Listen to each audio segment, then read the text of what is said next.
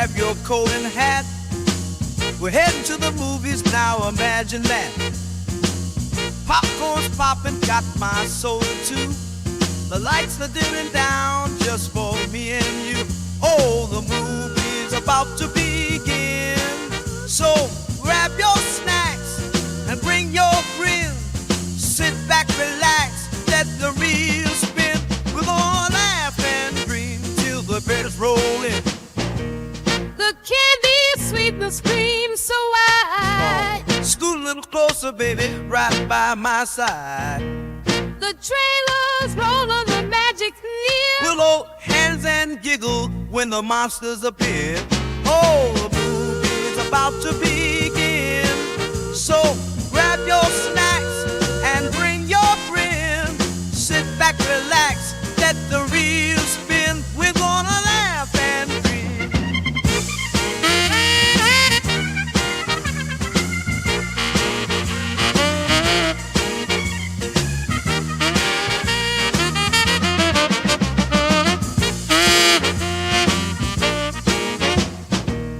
Turn off your troubles, forget your caters. We got silver screen kisses and dramatic flares.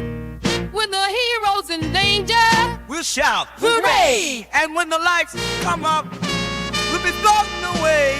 Yeah, the movie's about to begin. So hush your voice and tuck your chin.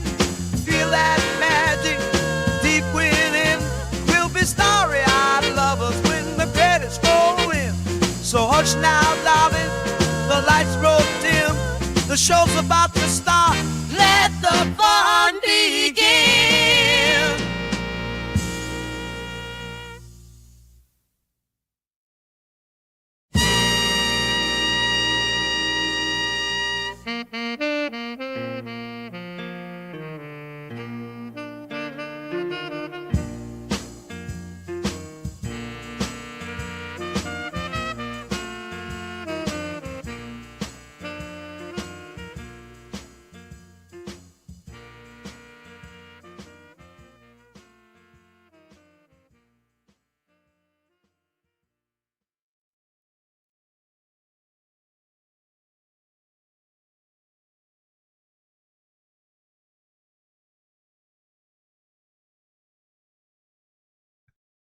What's going on, Flick Talkers? Welcome back to another live stream. I know it's early. Let's wake it up. Let's wake it up. Let's wake it up.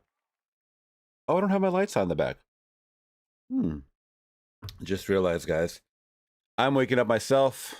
Happy to see everybody here. Let's see, what colors are we going with? Let's go with the red with Mario and blue as well. There we go. Superman colors as well. And we're going to be talking about some Superman news and Fantastic Four and all that good stuff that you guys love. That being said, welcome to the channel, guys. Hopefully everyone's doing well. Once again, Waylon's in here letting us know how busy he is and how he can never join. But thank you so much for popping in.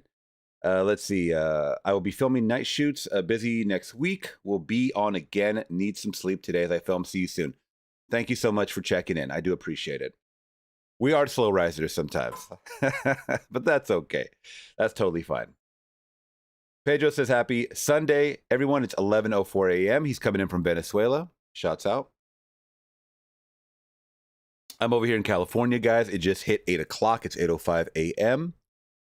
We got a lot of stories to get into, guys, so pile in, pile in. I got my stories actually ready this time. Ready! Queued up. Trailers. Movie news, all that good stuff. There's a lot to talk about, and the world is just crazy. So I can't wait to talk about it with you guys. So let's pile up in here. I got my coffee ready. You guys are ready to jam, ready to rumble, ready to jam. Let me see. Let me make sure all my alerts went out. Yeah, I think so. Oh, by the way, yeah, we have a couple of updates here on the channel, guys. So today I will be giving you guys the next few episodes for the Twilight Zone Season 1, Episode 9 and 10 on YouTube. on YouTube. You guys are following on Patreon. It's already up there. It's already up there. I don't know how many times I've said it. I got people screaming at me, where are the next episodes? Where are the next damn episodes? We got some perks, guys. If you guys are Patreon users, Patreon subscribers, we got some perks, okay? So here are the next 2 episodes up on Patreon. Once again, I dropped them yesterday. Episode 9, episode 10. Very, very good. As usual, I'm having a lot of fun. Having a lot of fun with season 1 so far of The Twilight Zone. Then we went out, Laura and I. More movie hauls, guys. Oh, this is not it. What am I doing? That's the wheel spin. Another movie haul. So I dropped it first and foremost there on Patreon. Please check it out if you guys are movie collectors. I don't know what I'm going to do with all this stuff, guys, but I know I picked some good ones. And I think a lot of you guys have some great insight on them. Some of you guys are leaving comments down here on my Patreon. We have a very good active Patreon community. You guys can join for free for 7 days if you guys decide to stay on. It's only $5 a month. I drop a lot of exclusives on there that I don't get to drop on YouTube for whatever reason. So please join today. We have a great, great community once again. And then that's kind of what I have so far. But I will be dropping the next couple of episodes on YouTube later today. All right. So that's the promise that you guys are getting for today. Because like I said, I had some people screaming at me. Literally screaming at me. You got a lot of new subscribers for Twilight Zone. Where are the next episodes? It's funny, but it's, that's kind of what it is right now, guys. It's all right. Oh, no. Sebastian has some bad news. I had to put my cat down at the vet a couple of days ago. I'm so sorry to hear that, my friend. She was 18. She lived a full life, though, and didn't have the energy to take care and clean herself. Plus a tumor in her right paw. Oh, man. It's tough at the moment, but I can only move forward. That's all you can do, my friend. Well, thank you so much for being here, spending some time with us. Hopefully we can lift up your spirits a little bit for the next couple of hours. I'm so sorry you're going through that right now. All you can do is remember those sweet moments with her, right? 18 is a long time. I think our Mochi's about 8 years old or so. And I hope he lives a long time as well. I know the cat owners or the dog owners and stuff like that, they're not pets. They're children, right? Those of us that really take it seriously. Like I have friends that it's just another extension kind of the family, but they never treat their animal like a real family member sometimes. It's just kind of a chore. But I know to other people it's more than that sometimes. But once again, thank you so much, and I hope you are doing okay today. I hope today's an okay day. And we're here for you, man. We are here for you. Let's see. All right, we got some people in here, guys. Don't be afraid to jump in the chat, please. Make sure to hit that subscribe. I do subscriber chats only. So if you guys are lurking and you guys want to pop in here, please hit subscribe. Consider subscribing today. We do 3 live streams a week, Tuesday, Thursday, and on Sunday today. Tuesdays and Thursdays, we do 5 p.m. Pacific Standard Time. That's 8 p.m. Eastern Time. Sundays, we do 8 a.m., 11 a.m. Eastern Time. So that being said, let's possibly jump into the first story. I'm also taking requests, guys, for the next few hours.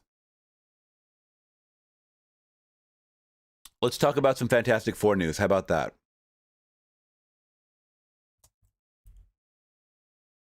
So, final steps, I should say. So, Fantastic Four. Hey, John Frank in the building. Hey, man, hope you're having a great day. I am. Thank you so much. Getting my day started. Okay.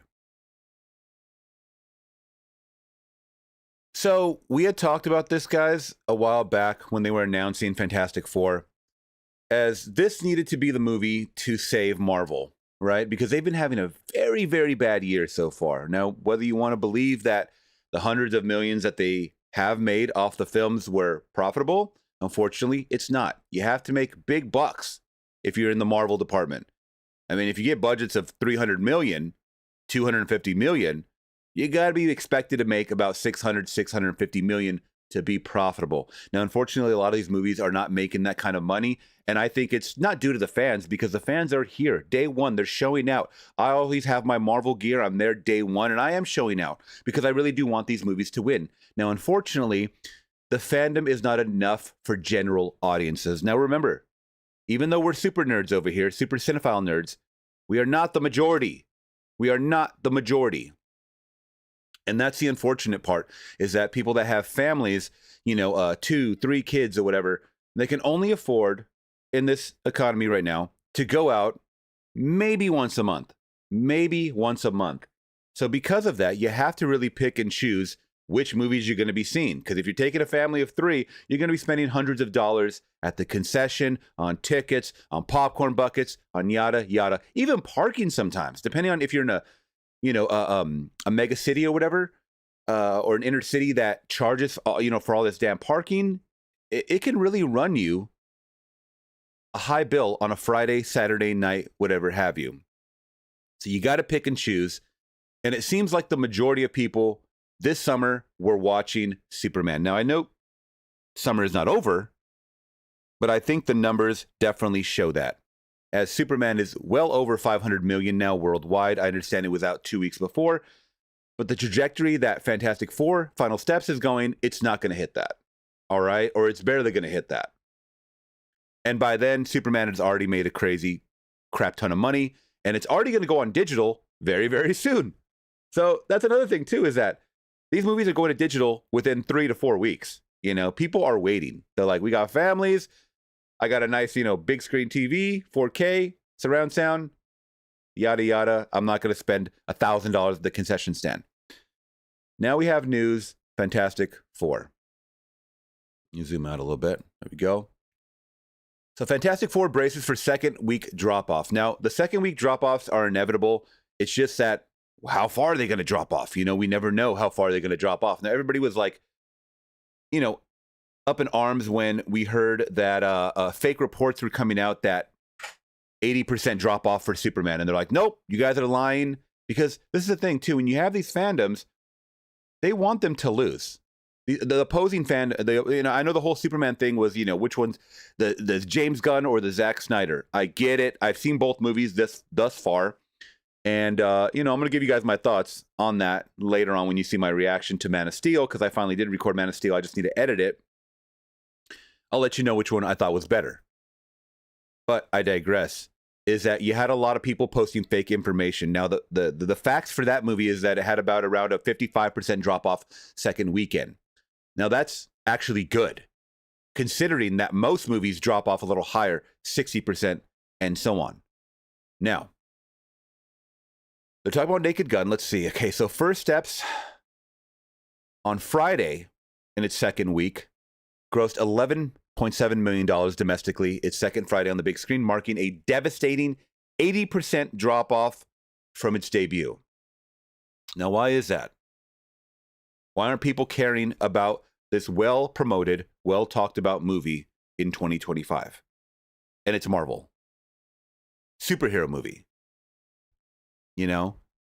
Whether you want to believe or not, DC and Marvel fans, they can coexist. Trust me, they can coexist. But for the most part, they kind of clash when it comes to the box office numbers. They want to see who is going to be the bigger dog, especially if it's, coming out in summer.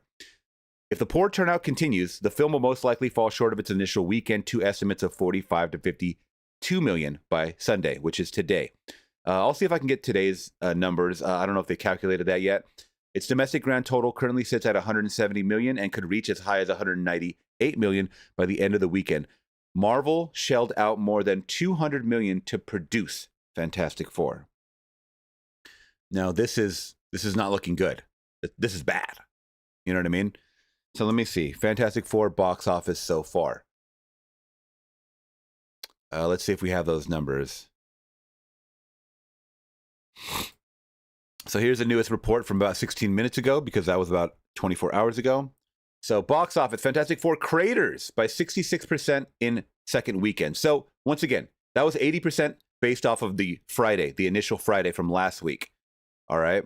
Or about 8 days ago. All right. Now that we're, got the numbers calculated for Saturday and whatnot, now they've averaged that out to about 66%, which is still not great for a movie of this caliber, I think. So Naked Gun is doing well, by the way. I think for a comedy, and it's hard to do comedies. We're not going to get off on the Naked Gun tangent because I haven't seen it yet, but 17 million debut is, I think, okay. I have to see how much it costs to produce. It's probably a higher end because you do have some stars in there. But I don't figure that you have to shell too much out for its budget. So let's see. Let's see what they're saying about the second week or the Saturday. After a healthy 117 million debut, the Fantastic Four suffered a hefty 66% drop in its sophomore outing with 40 million from 4,125 theaters. Now, guys, Marvel pulls no punches when it comes to filling the theaters. If you look at most or like movies like Together or like that just came out this weekend, I believe as well, independent movies or Neon or even Blumhouse, sometimes, or A24, sometimes a lot of these movies, they may get a lot of coverage because they are, from great studios. They might get half of that theater. I'm talking about they only have enough to pump out to about 2,500 theaters if they're lucky. That's why you have a lot of people complaining, they're not showing it at my theater. Now, Fantastic Four was showing at literally every theater in the country. Every theater. Heading into the weekend, box office analysts anticipated a decline of 55 to 60% from its opening. This painful a fall is surprising because the Fantastic Four First Steps has the benefit of positive reviews and word of mouth as well as a clear runway in terms of competition. Yeah. Superman already did its 2-week run, which it did fantastic, no pun intended, in the box office. And now it's going to go to digital very, very soon, I think this month. Like in the next week, I think it's going to digital. So whether I liked Superman or not, I initially came out of it really, really liking it. And then now I'm kind of having my second, thoughts or whatever when I talk about it on podcasts and whatnot. I kind of dropped my score a little bit when I start comparing it to other Supermen. But this was supposed to be the one, guys. This was supposed to be the one. I think I had initially said that I think Superman was going to outperform, and it looks like it is. I don't know how that's possible when you have Pedro Pascal everywhere, but maybe we're actually experiencing the Pedro Pascal fatigue. I am. Thank you, Cleon. I'll take it. It's early. I'm still waking up, guys. I think people are experiencing the Pedro Pascal fatigue. Maybe it was the weirdness from the red carpet, all those clips that were circulating, guys. Of him just, this anxiety thing, which I kind of, anxiety. I was thinking that yesterday. I don't know. Either way, people were just not showing out to the theaters. Which, isn't it crazy that even great word of mouth, positive reviews, people still will not go to the theaters to see it. So what is it? I would love for them to do like some kind of poll or something like, hey, have you heard this movie's doing well? Yeah. But are you going to go see it in theaters? No. Well, why? I want to know why. I need to know these reasons why people aren't going to the theaters anymore. It's crazy. But, yeah, it's not looking good for Marvel right now, guys. So although those ticket sales were enough to rank number one, of course, nobody coming out that weekend is coming. You think Together is going to make more money than Fantastic Four? Give me a break. The First Steps endured one of the steeper second weekend drop-offs for Disney's Marvel Cinematic Universe in the company of February's Captain America: Brave New World. Now that's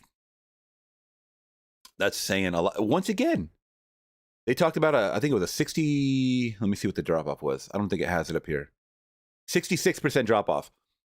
So the drop-off for Captain America's Brave New World was 68. Oh my God.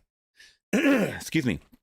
Now, I know there's a lot of people that really like Captain America: Brave New World. I just thought it was a mediocre movie. And I told everybody, should we be expecting mediocre movies? Mediocrity from Marvel. This is Captain America. I don't care who's helming that shield. They need to make a good movie. And the fact of the matter is, it didn't blow everybody away. Like those first 3 movies. I mean, it suffered from sequelitis, and it was supposed to be almost like a reboot, if you really think about it. 2023's, which is like one of the rated the worst movies from Marvel, Ant-Man and the Wasp: Quantumania, I still haven't seen it. It was down 70% in the second weekend. We're talking about second weekend drop-offs here. And Thor's Love and Thunder down 67%. That one I didn't hear, but I heard a lot of bad things about. So far, Fantastic Four has generated $198 million domestically, which, I mean, if you're talking about opening weekend, yeah, that's amazing, right? And $368 million globally. Now, guys, after the second week, that's it. That's your Hail Mary. The second week is the Hail Mary. You're not making you're not making crazy tens of millions in the third week. So guess what? Expect Fantastic Four to come to Disney Plus in 2 weeks. I guarantee it. I guarantee it.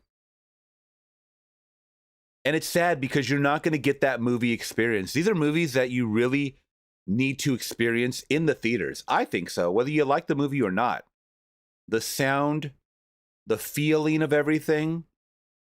I think I talked about this. Even though I didn't necessarily 100% love Fantastic Four, I love the heart that it had. I love the mother aspect of everything. I thought Vanessa Kirby was probably the best actress in the movie.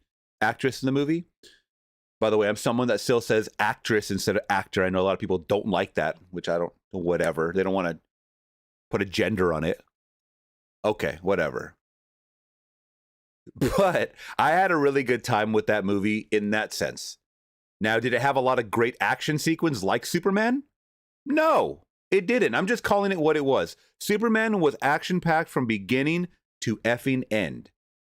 And there's going to be a lot of people that don't necessarily need that like I do. That's okay. You know, different strokes for different folks. All right?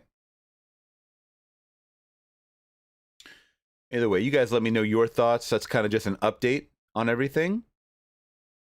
And I would love to hear what you guys have to say. Or what you guys are thinking of.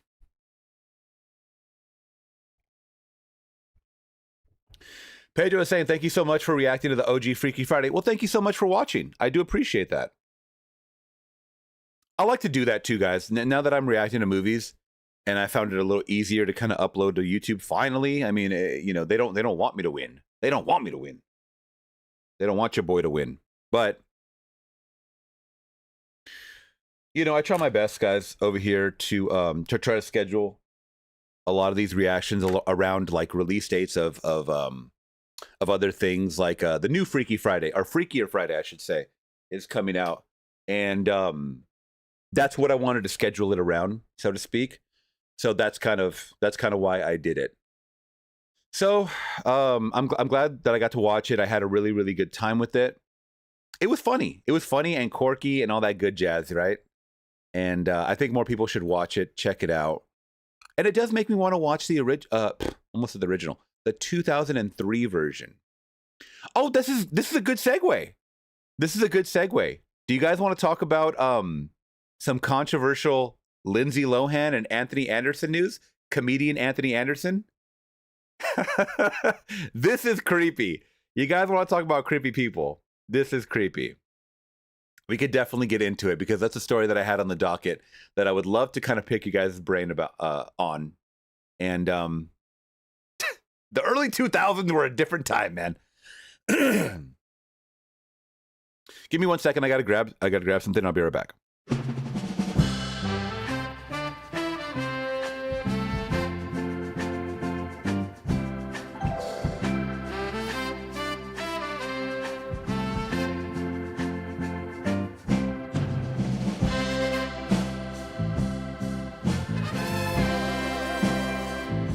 All right, sorry guys. No Mochets today. No Mochets. Oh shit. Where did my chat go? Where did my chat go? Where did my chat go? Right, there we go. Sorry guys, I had the refresh on the chat and I shouldn't have done that. Let's see. Pedro is saying, have you seen the teaser for Spider-Man Brand New Day? You know what? I saw the little trailer that they had. The little one was showing the suit, but I didn't see that. There's another one, I think. We'll check that out in 1 second. Let's talk about some of this Lindsay Lohan news, though, if you don't mind. Arizona Bay in the building saying, honestly, it's time for all superhero movies to be banned. Jeez. We've been there, done that. Yeah. I don't know if they should be banned, but let's get back to the drawing board. Let's stop thinking of this stuff as a schedule. Like we have to put out 3-4 superhero movies a year. You get that fatigue, right? I don't like that. Now, let's talk about some news, guys. So, Anthony Anderson is apologizing for an interview that is circulating from 2003. And I have the full, clip. I posted it on my Twitter. I posted it with captions. I edited the best parts, which I thought were very, very inappropriate. And why is it inappropriate? Well, it's because you have a 33-year-old man right here talking inappropriately or interviewing inappropriately with inappropriate questions to a then 17-year-old Lindsay Lohan, who was doing a lot of movies back then. Freaky Friday she was promoting. Mean Girls she was promoting. There was another one that she was promoting. I forget what it was. I believe she did the remake to Herbie the Love Bug or something like that, or one of those Disney movies. Lindsay Lohan was everywhere, okay? And I understand, once again, this is a different time. But you have to think in your mind, are these going to age well, these stories? And I don't think so. So before we get into the clip, here's a little bit of back context. So Anthony Anderson, this man right here, he's a big comedian, by the way. If you guys have no clue, he's like in Blackish. He was in Kangaroo Jack. He was in literally a lot of movies that you've seen in the last 20 years and shows, and he does a lot of hosting gigs and stuff like that. All right, here he is in 2023, acting a fool. Anthony Anderson says he didn't mean to upset anyone during an old interview with Lindsay Lohan. He was just trying to make people laugh back in the day. Now, I could understand that because you know what? Back in the day, comedy was very inappropriate. They made a lot of like pedophilic jokes and a lot of this underage stuff that was off color and a lot of racist jokes and stuff. And it was laughed at, right, by the public. No one really cared. No one really did care. I mean, I grew up in this era of stuff. I mean, around this time, you had Jimmy Kimmel in blackface as Karl Malone. Did anybody forget that? I mean, I didn't.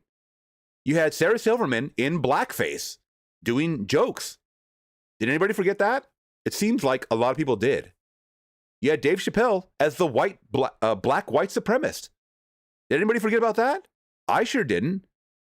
But we didn't make it a big deal because that was the comedy back then. Back then you had SNL, Jimmy Fallon, dressing up in blackface. Anybody forget about that? It seems like everybody did because now they're coming out of the woodworks. All right, and they're posting all of these old clips of people, and we're going to talk about one of them. So here's the deal. Anderson was guest hosting the Sharon Osbourne show. So it wasn't even his show. He was just guesting back in December 2003. And Lohan came on as a guest, and the resulting chat has made the rounds online and raised some eyebrows over the last few days. It's more than a few eyebrows. Once you guys hear what he asked her, it's more than a few eyebrows. This is Weinstein type of shit. All right? Yeah. So among the questions catching some extra scrutiny is Anthony's query about if Lohan, who was 17 at the time, has seen anyone. This right after he gave her a pillow with his face on it. All right? So we'll get into it. Once again, Lindsay Lohan is 17 at this time. Amanda, what's up, my friend? Welcome to the chat. We're just talking about some inappropriateness from Anthony Anderson talking to Lindsay Lohan from back in the day. I'm sure you saw it. You're always up to date on this stuff. So let's get into it, guys. Let's really just get into it. So I posted this on my Twitter, like I said, and I took all the best parts, meaning that all the inappropriate, crazy parts, I put some subtitles in case you guys can't hear it. By the way, this is the crappiest quality on the planet as it was in 2003. So let's just check it out, y'all. And you guys let me know your thoughts along the way.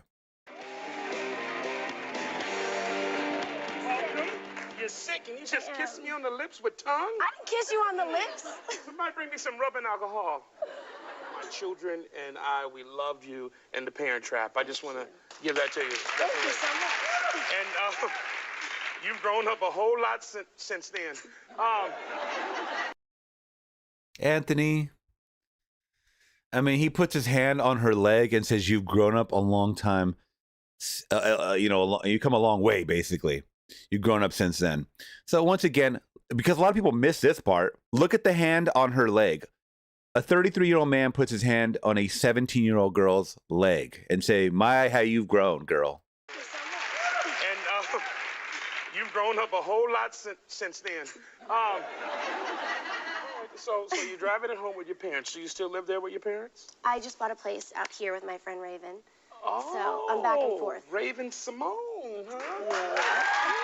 Oh, God. Oh, look at that, Raven Simone. So. Why is he talking that like? And he's like rubbing his hands, like licking his lips. Raven Simone and Lindsay Lohan. Too underage. Bro, what? He just talks about how he watched her movie with his family. This man is married with kids. What? Even if you were single, this is still a level of grossness. How is the audio? Woo! So they're cheering for Raven Simone, probably in the sense that she's a big star. He's cheering like, yeah, she's hot. Oh, God. Oh, look at that, Raven Simone. So, both of you are beautiful women. Both of you are young and have your own individual styles and things like that. How are you guys going to compromise on decorating the home? We kind of have the same ideas, and I mean, our room. By the way, these are the stupidest questions. I don't know who wrote this for him. He is definitely a bad interviewer. I'm going to say that right out the gate. I could tell why he didn't do any other gig. I don't think he did any other gigs around this time. He might be doing them now, but I don't think he did this back then because he is very not good at it at all whatsoever. You know? He'd be like, "Ooh, y'all girls are looking fine. Now, how are you going to decorate the house?" And by the way, Lindsay, what are you doing after this? I mean, you got a date for lunch or what are we doing here? It's all good. I'm a celebrity. Ain't nothing going to happen. Are completely different. Like, literally, you walk into mine, and it's all pink. Okay. I have, like, pink satin sheets, and, like, hers is darker and stuff. But that's what's cool about it. We're not, like, going at each other with the same things. Speaking of pink. Uh-oh. I have something I'd like to add to your collection. It's pink. It's satiny. And it's me. Oh, my God. Okay, now believe it or not, I think this joke is kind of funny. I think it's this. Now, obviously, it's one of those jokes where she knew the question ahead of time. I'm sure they gave this to her agent or whatever. So that's how he knew that she liked pink and satin, right?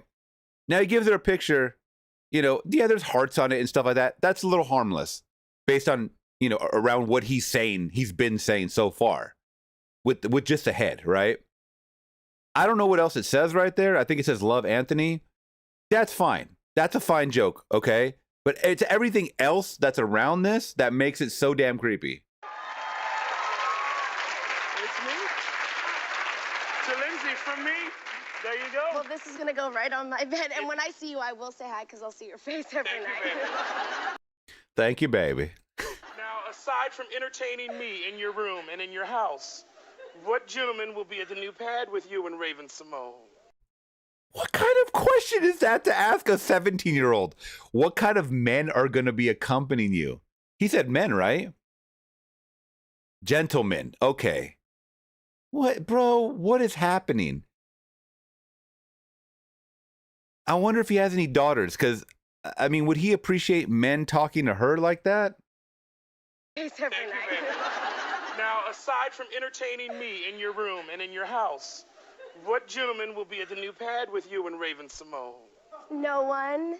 I'm just talking about, you know, like parties, No, I don't have get-togethers. a boyfriend. She's single, but looking. But I'm illegal for people that are old. Well, you know, some. Oh, that is so cringe. The fact that she has to go, "I'm illegal, guys, just letting you know I'm 17. You know, most of you guys know that I'm a kid actor. You know, I was in the Parent Trap and I was like a little child, like 11 years old. Ha ha ha. Great, you just invited Anthony Anderson. You just invited a bunch of old men to find out where she's at or whatever and stalk her. Why would you even ask these questions? Are these questions that you should be asking teenagers as it is? I mean, prep the questions a little better. Like, I'm trying to think of questions like off the dome right now. Where do you see your career going after these successful movies? Like, do you plan on doing a little more adult roles as far as like more dramatics? Have you ever think about theater? Like, what do you do in your off time? I mean, why do these have to be about partying and men? That part I don't understand.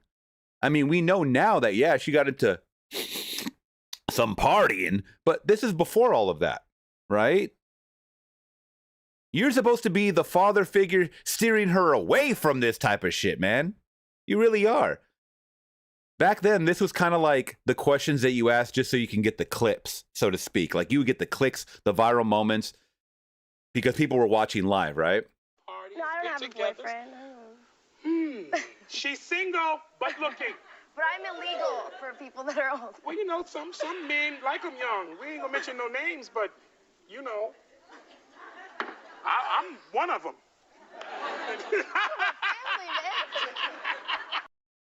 If that ain't the most demonic laugh I've ever heard, someone investigate this man's house. Some men like them young, and I'm one of them, he said. Once again, guys, that is probably the darkest off-color joke. I get it. And this would be like roast comedy jokes. Once again, you are talking to a 17-year-old to her face. I don't know if this at any time was appropriate for any edgy comics to say. I really don't. You know? This is crossing the line to me. And I like a lot of edgy humor. A lot of my favorite comedians do edgy jokes or stereotypical jokes or whatever it is that offend people, right? Politically incorrect jokes. This is just like, I just admitted to being a pedophile, y'all. And what the fuck are you gonna do about it? I'm just talking about, you know, like parties. No, I don't have get-togethers. a boyfriend. She's single, but looking. But I'm illegal for people that are old. Well, you know, some men like them young. We ain't gonna mention no names, but, you know, I'm one of them.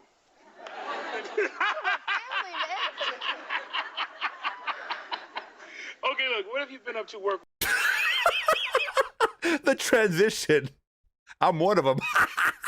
Okay, now what have you been working up to these days? I think were people gasping? I know the audio is a little low. Were people gasping at that? Because I don't know how you could laugh at that. The audience, I don't know. We can relate, Anthony. We all think those thoughts, buddy. I don't think so. We ain't gonna mention no names, but, you know, I'm one of them.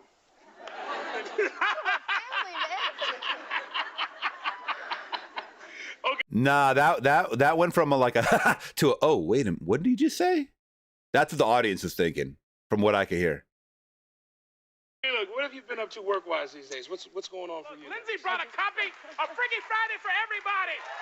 Watch this part. And you can look for her next in Confessions of a Teenage Drama Queen and Mean Girls. Right now, we're about to get our freak on.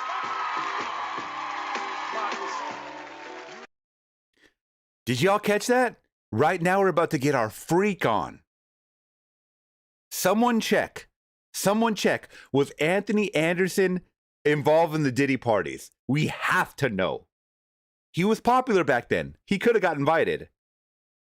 Once again, a lot of people miss that. The clips that are going around are mainly of him asking about, just that 30-second clip of him asking about, you know, girls. And he's like, I'm one of them, you know, I'm an older man that likes younger women. But this is the full context right here of creepiness. It goes a layer deeper. And no one's posting this. That's why I'm showing you guys this. And you can look for her next in Confessions of a Teenage Drama Queen and Mean Girls. Right now, we're about to get our freak on.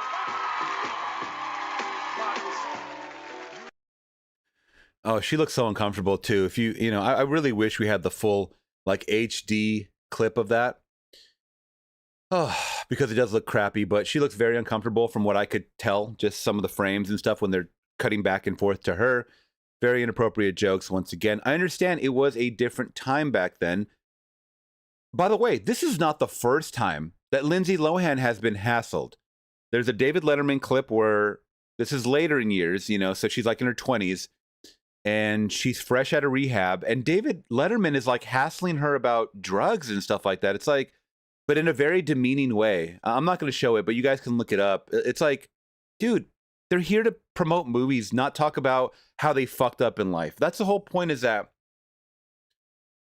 when we like to watch the car wreck, right? The car crash. We can't turn away from these celebrities crashing and burning. And I get it. It's entertainment to us, you know, to see celebrities we either like or hate go through this shit.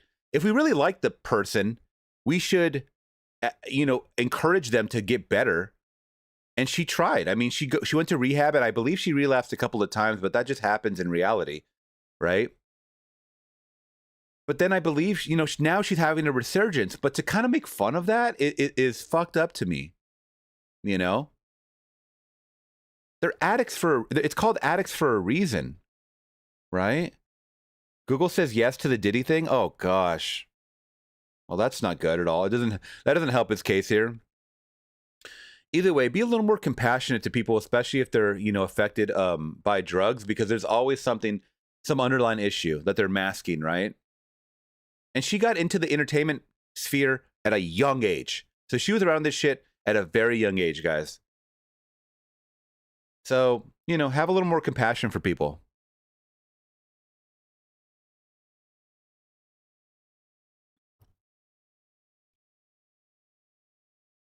Okay, so to end it, Anthony Anderson's representatives told Entertainment Weekly, this interview was clearly intended as comedy. He regrets if the humor was in poor taste. The fact that he didn't come out and say something himself is really telling. I would have done a simple video like, hey, you know what, guys? I know this clip is resurfacing. I'm so sorry about the edgy jokes that were told. If he wrote them himself, apologize and take accountability. If he didn't, blame it on the writers. But at the same time, you have to take accountability for the fact that you said them yourself. You are the presenter. You said them to a 17-year-old girl, a minor. It's going to look bad in the long run. So I would have just apologized and say, you know what, guys, I'm very, very sorry for this. You know, it was a different time. And I do regret saying that to an underage person. And it's actually not appropriate, as I have kids myself. And I hope you guys can forgive me and that's left in the past. What the fuck is so hard about saying that? What is so hard about saying that? Instead, he has a representative come out, say this interview was in poor taste and it was comedy. He regrets it as the humor was in poor taste and maintains the utmost respect for Lindsay. Any implication to the contrary is both inaccurate and potentially defamatory. Oh, now he's trying to claim that people are blowing it up more than what it is. You said this on video. We have all the context that we need, guy. We have the whole interview. The whole 6-minute interview is on YouTube now. So what do you mean? What are you talking about? It's only defamatory if people are quoting something that there's no evidence for. That's defamatory. There's nothing defamatory in this. Anybody could break this down as being inappropriate. Anybody that has kids could understand this is inappropriate. Tons of comedians have had to apologize for jokes they made back in the day that they wouldn't make now. But Anthony Anderson was 33 when the interview aired, nearly twice Lindsay Lohan's age. So it's giving a lot of social media users the ick. Hindsight is 2020, but Anthony probably won't live this interview down. Is this going to hurt his career? No. I don't think so. I'm just giving you the real. That it's not going to affect his career. As much as everybody wants it to, it's not going to happen. You know, I wish he would take accountability, but I don't think that's going to happen. Amanda says, yes, he was there. Okay, so, you know, that's something to look into, possibly. Excuse me. Ellen saying, I used to be an addict. The jokes never bothered me. Well, there you go. Also, you're not on a celebrity level, Alan, like a Lindsay Lohan. So to hear those jokes everywhere, to be surrounded by people probably giving you free drugs everywhere. That's a whole different situation than you purchasing your own drugs or having to actively live through that shit, where these people have the means of excess of money to go to rehab, whether they need to or not, for a new role. Not everybody's allotted those same, luxuries. So celebrities and us common folk are different. That's where it kind of lies, the differences. Cat Cassie in the building. Welcome. We got another cat person. Love you guys. Wasn't she spoken about degradingly on Howard Stern a year or later? Oh, wow. That I don't know about. I would like to look that up because that I haven't even heard of. By Howard? Oh, we got the cat people in the building. Benji coming out here saying, hey, I got 4 cats. Shouts out to the cat dads and cat moms. I love that.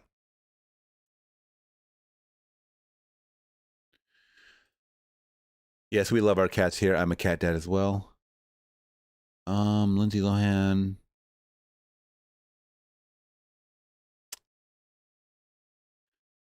Let's see.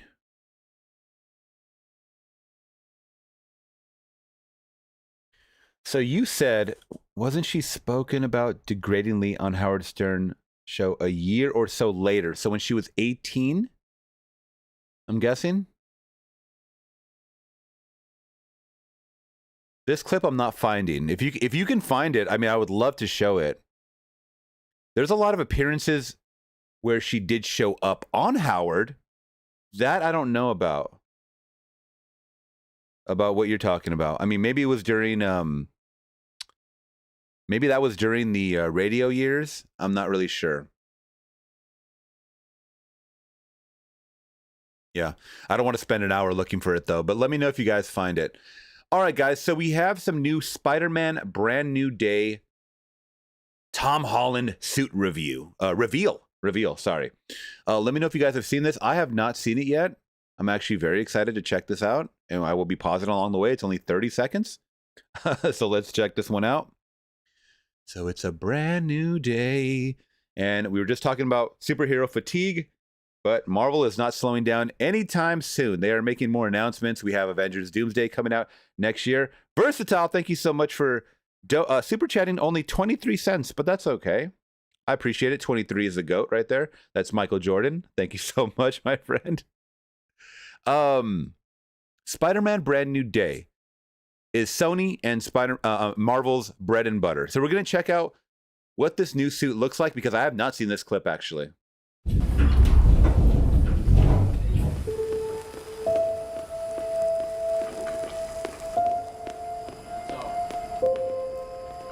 This is a literal behind the scenes? This is a panning track right here. So this is him like filming currently. And by the way, I think they're actually filming for this because I did see a clip. We could actually pull that one up. It's making its rounds on Twitter.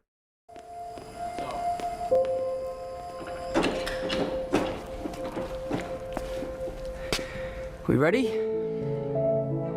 I love Tom Holland. I'm sorry. He is the perfect cast for Peter Parker. He really is. He embodies that shit.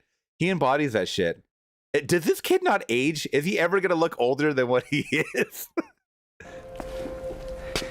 We ready? Okay. There it is. What do you guys think about the suit? Let's go back. What do y'all think about the suit? What do you guys think about Tom Holland as Spider-Man? Tom Holland. You know what? The more I think about it, I think Tom Holland is my favorite Spider-Man now. Before the third movie, I would always say, Tobey Maguire. Spider-Man 2 is like one of the greatest films of all time. And, I still do believe that in some sense. But actor-wise, I think the dedication to the role is just there. I don't know. Like, I understand the money's there for him. And, on his solo mission, he's had a lot of flops and stuff like that. And that's fine. I know this is his bread and butter. And I think he's been quoted as saying, as long as they keep making Spider-Mans and they keep having me or wanting me back as Spider-Man, Peter Parker, then I'm just going to keep going for it. And I don't blame him. He's very good at this role. Very charismatic. I believe him. He's very emotional too, which you want in a Peter Parker. I like him as it. I'm trying to see the differences because I don't really see the difference. I believe they were saying the webs here are raised up or something, or they look a little different. So let me just go to this clip that's circulating on X Twitter of them actually filming now in I believe it's New York. Let me see.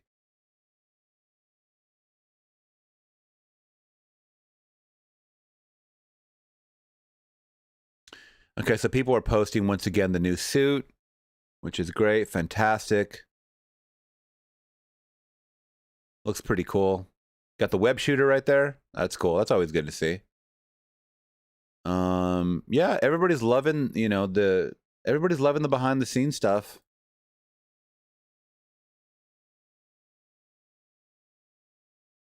Yeah, okay, so you got the raised suit, the raised webs right here, which is very cool. Very small alterations. High five, Spider-Man. That's one thing, is that he really is your neighborhood Spider-Man. I mean, he makes it seem like it, Oh, this one was going around. I didn't see it yet. Spending time with the kitties. You all good? We can protect your face. Yeah, what's done? Oh, that's your face. You all good? We can protect your face. Yeah, what's done? Oh, that's your face. You all good? Very good. So he's out there. Spider-Man is out there for the people. But there's this one clip. Jesus, man, the fandom is crazy. Is this the scene? Oh, there's another clip I haven't seen yet. Tom Holland riding in his costume on top of a tank for Spider-Man.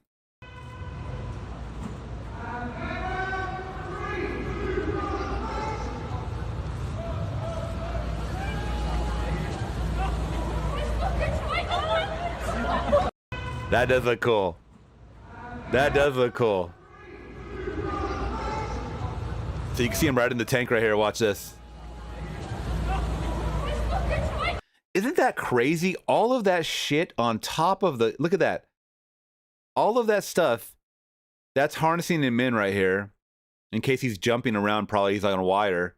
And there's the tank right there. And then there's a camera right there. There's a long camera. All of that just to get that one shot. Amazing. Oh, Scorpion's going to be in it too, which I'm excited for. I was waiting. Where the fuck is Scorpion going to be, man? This actor is Michael Mondo. He was in Breaking Bad. Very good actor. And there's a lot of clips going around that I haven't seen. So here's more Spider-Man fandom. Hey guys, thanks very much. Tom, I can't take anything because I'll get it on my glove. Wow. What a class act, man. Tom.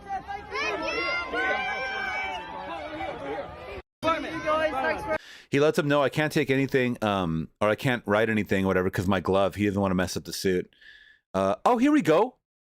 Here is the differences, guys. So Spider-Man Homecoming. Ah, yes. I was going to say the spider is different. That's what I thought was different, but I didn't want to say it. The spider is different. Yeah, it is the raised webs. So look at the first one. Spider-Man Homecoming. Spider-Man Far From Home. And then No Way Home, I think, had the same outfit as this one. Or, no. No Way Home. That's the one where Robert Downey did his suit, right?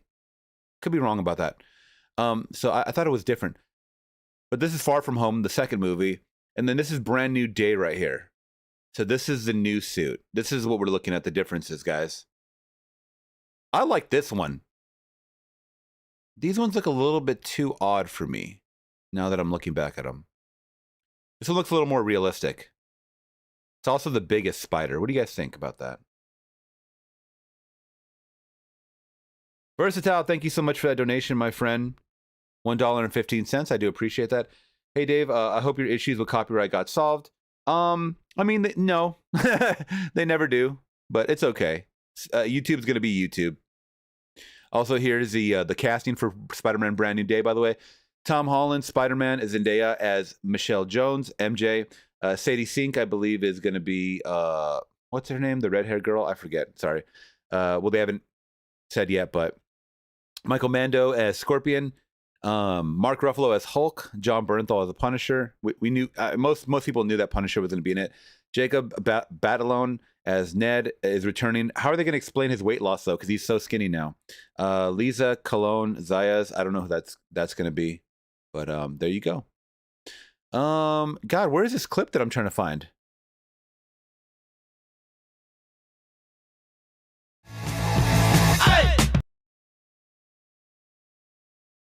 Okay, so he's trying to like pull open the tank, it looks like in this scene. Pull open the tank door. This is so cool, man. I love seeing behind the scenes stuff. And then how they're able to like digitally alter or digitally take out the once again, this is what's gonna divide a lot of people, man, is shit like this. You know, since there's so many movies. Spider-Man greeting fans in Glasgow. Oh, they're filming in Glasgow? I thought this was New York. Or maybe there's multiple locations. This is the clip that's going around. This is the one I wanted to show you guys. This is an intense action sequence.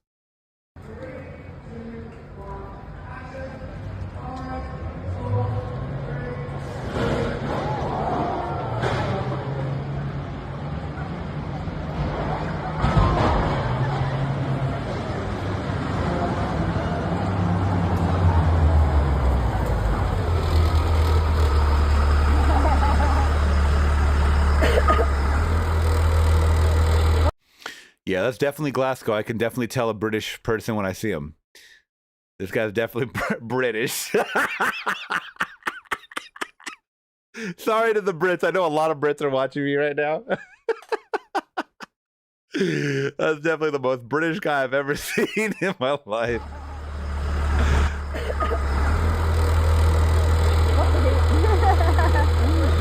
People were also talking about this symbol right here, alluding to something in the comics. I don't know who it is because I don't follow the comics, but you guys let me know.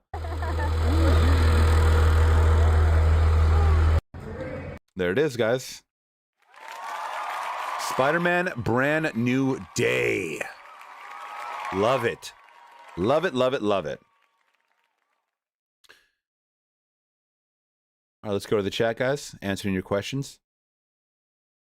Shouts out to everybody. Please consider liking and subscribing today if you guys aren't already.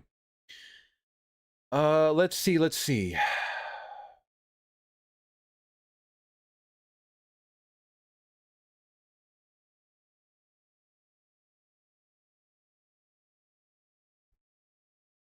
Words with Weight in the building. What's up? Welcome. Good morning.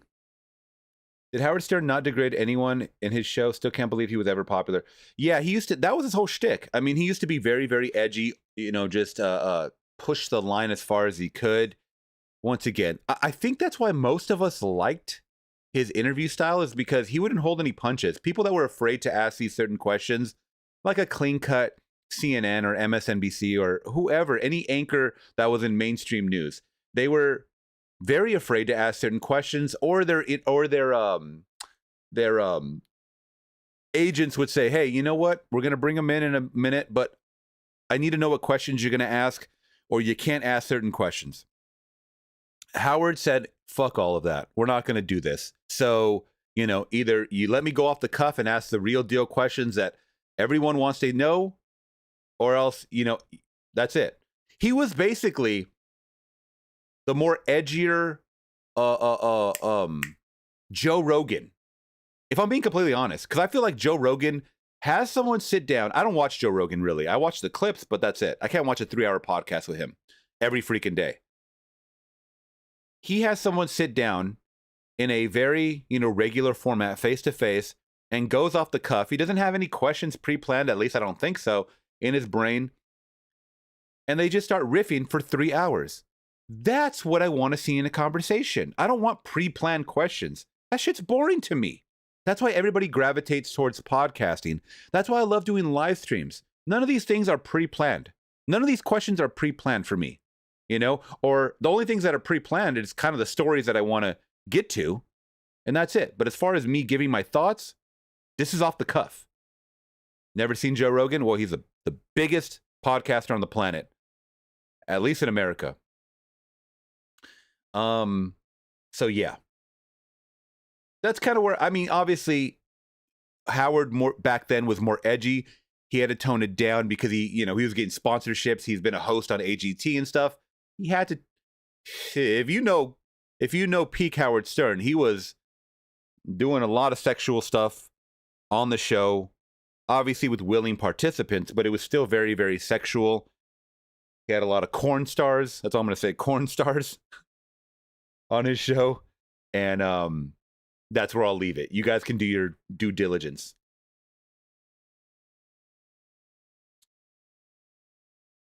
Amanda's saying Tom Holland is my favorite Spider-Man. I think I read that. Suit looks fine, Cleon said. Let's see. I agree. Perfect for the part. Benji is saying Midnight Express, a movie no one has reacted to, based on a true story about a guy imprisoned in a Turkish prison for trying to smuggle drugs. Great movie. Well, let's look it up real quick. I feel like I've seen that one. Or, I mean, no, I'm sorry. I feel like I've heard that one is what I meant to say. By the way, I misspeak all the time. I've definitely seen this cover. Midnight Express. Huh.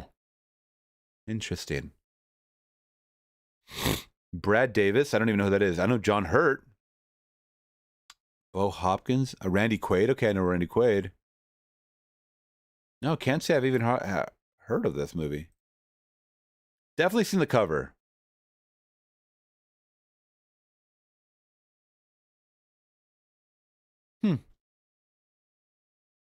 Okay. Well, I might look more into it. Once again, guys, I usually base my movie reactions obviously off of what Patreon recommends, but if my audience knows about this movie and they've seen it, because if I watch a movie that no one's ever heard of or it's not that popular, no one's going to watch it because no one's ever watched it. So, I'm not saying that no one's ever watched this movie. I'm just saying that that's kind of the basis on how I end up picking the movies that I end up reacting to. So 4.3, okay. Got a great score on IMDb, 7.5 out of 10. Okay. Oh, I didn't even read the synopsis. So Billy Hayes, an American college student, is caught smuggling drugs out of Turkey and thrown into a prison. Okay. Shit, that happens today. That happens nowadays. That's terrible. All right, guys, keep asking your questions. We got donations on in the chat. Let me see. Before I jump into the next story, let's read this next donation. Sebastian, thank you so much for that. Excited for the adventures of Cliff Booth. Yes, I am, actually. Before, initially, I wasn't because Quentin Tarantino was not going to be directing. And I was a little bummed about that because, well, first of all, it's very rare that Quentin Tarantino does sequels. Very rare. I mean, Kill Bill 2, that's it, right? I'm trying to think. Kill Bill 2? Yeah. I mean, unless you want to tie in Reservoir Dogs and Pulp Fiction, which a lot of people do. It's a whole little meta thing, but that's not a sequel. So, The Adventures of Cliff Booth. Now that I'm letting it marinate a little more, this was always a character that I wanted to see more of from Once Upon a Time in Hollywood, was Cliff Booth. All right, so they are doing a spinoff, in case you guys don't know, from Quentin Tarantino's Once Upon a Time in Hollywood, which was it was up for Best Picture. It lost to Parasite in 2019, but that's okay. But Brad Pitt, it was a huge flick. Huge flick. Probably one of Quentin Tarantino's biggest as far as like casting goes. Leonardo DiCaprio, Brad Pitt, Margot Robbie, Dakota Fanning, Austin Butler, Al Pacino, Mikey Madison, Lena Dunham, amongst a couple other cast members. So it made it made good money. And it was up for multiple Academy Awards. Now, it was set in 1969's LA in Hollywood. Now, this was a hard feat for this movie to achieve because he spent millions revamping Hollywood Boulevard, Sunset Boulevard, LA in general, the LA freeways, to make it look like they were in the set of, Alan says Once Upon a Time is my favorite. Yeah, you know what? I got to rewatch it a little more. I think it probably will be up there in my top 3. I've just watched Pulp Fiction and Reservoir Dogs so many times. Like, those are my favorites. I don't know why.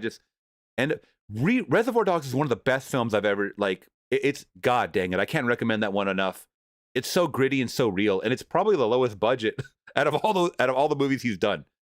But he spent a lot of time really revamping and trying to get all of the shots in LA, driving shots, making sure all the cars in the road were of that era, making sure everybody that was in the shot was draped in 1960s fashion. And he nailed it. He freaking nailed it. I try to go back when I rewatch that movie and try to like say like, hey, did he mess up somewhere? Or there's like a blooper where I could see like a billboard that was left up, or someone that's walking in the background that is wearing like, 2019 clothing. I can't. They nailed it. The restaurants, everything in that, the music, everything is perfect about that. And that's why I really love Quentin Tarantino, is his attention to detail. Yes, his scripts are long-winded, but that's what makes him him. And that goes back to me appreciating podcasts, is that I can appreciate just dialogue, people riffing off each other, clever dialogue about nothingness sometimes, That's what makes these stories real and unique, is you spend time with these characters. That's why I think Quentin Tarantino has a fan base. And that's why it's very sad that he's announcing that he's stepping down from directing, which he still has like a good 15 years in him. I know he said that he doesn't want to be like this aging director like Clint Eastwood, who's 95 or whatever, still making freaking movies. I get it. I totally understand that. But he's far from that. He's far from that. So now we're talking about a sequel to this. And I believe, is it David Fincher? Yes. So now they're taking this character right here, Cliff Booth, who was, I'm going to say the star. He was pretty much the star. Blade, thank you so much for your donation. I can't read it, but I'll check it out in a second. Leo and Brad were pretty much the stars of the movie, right? Leo was the actor in the movie, a rising star. I'm not going to spoil the movie. Please watch it. He's a rising star. He goes off to do great things. He's neighbors to someone that's very important. I'll just say that. I'm not gonna spoil it if you guys haven't got all spoiled already. Now, Cliff Booth plays his heavy, right? Is that what they call him? The heavy? The guy that takes the bodyguard. Is that what they call it? The heavy? I don't know. There's like an old term called the heavy or something like that, I think. Or maybe there's another term. But he's basically there. Oh, I'm sorry. He's the stuntman. He's the stuntman. But I believe he also acts as like he's always with him. So I believe he also acts as his bodyguard. I could be wrong in that sense. But he's a brute. Very rough and tough. He has stories. And that's a little glimpse. Yeah, he's a stunt double. Thank you.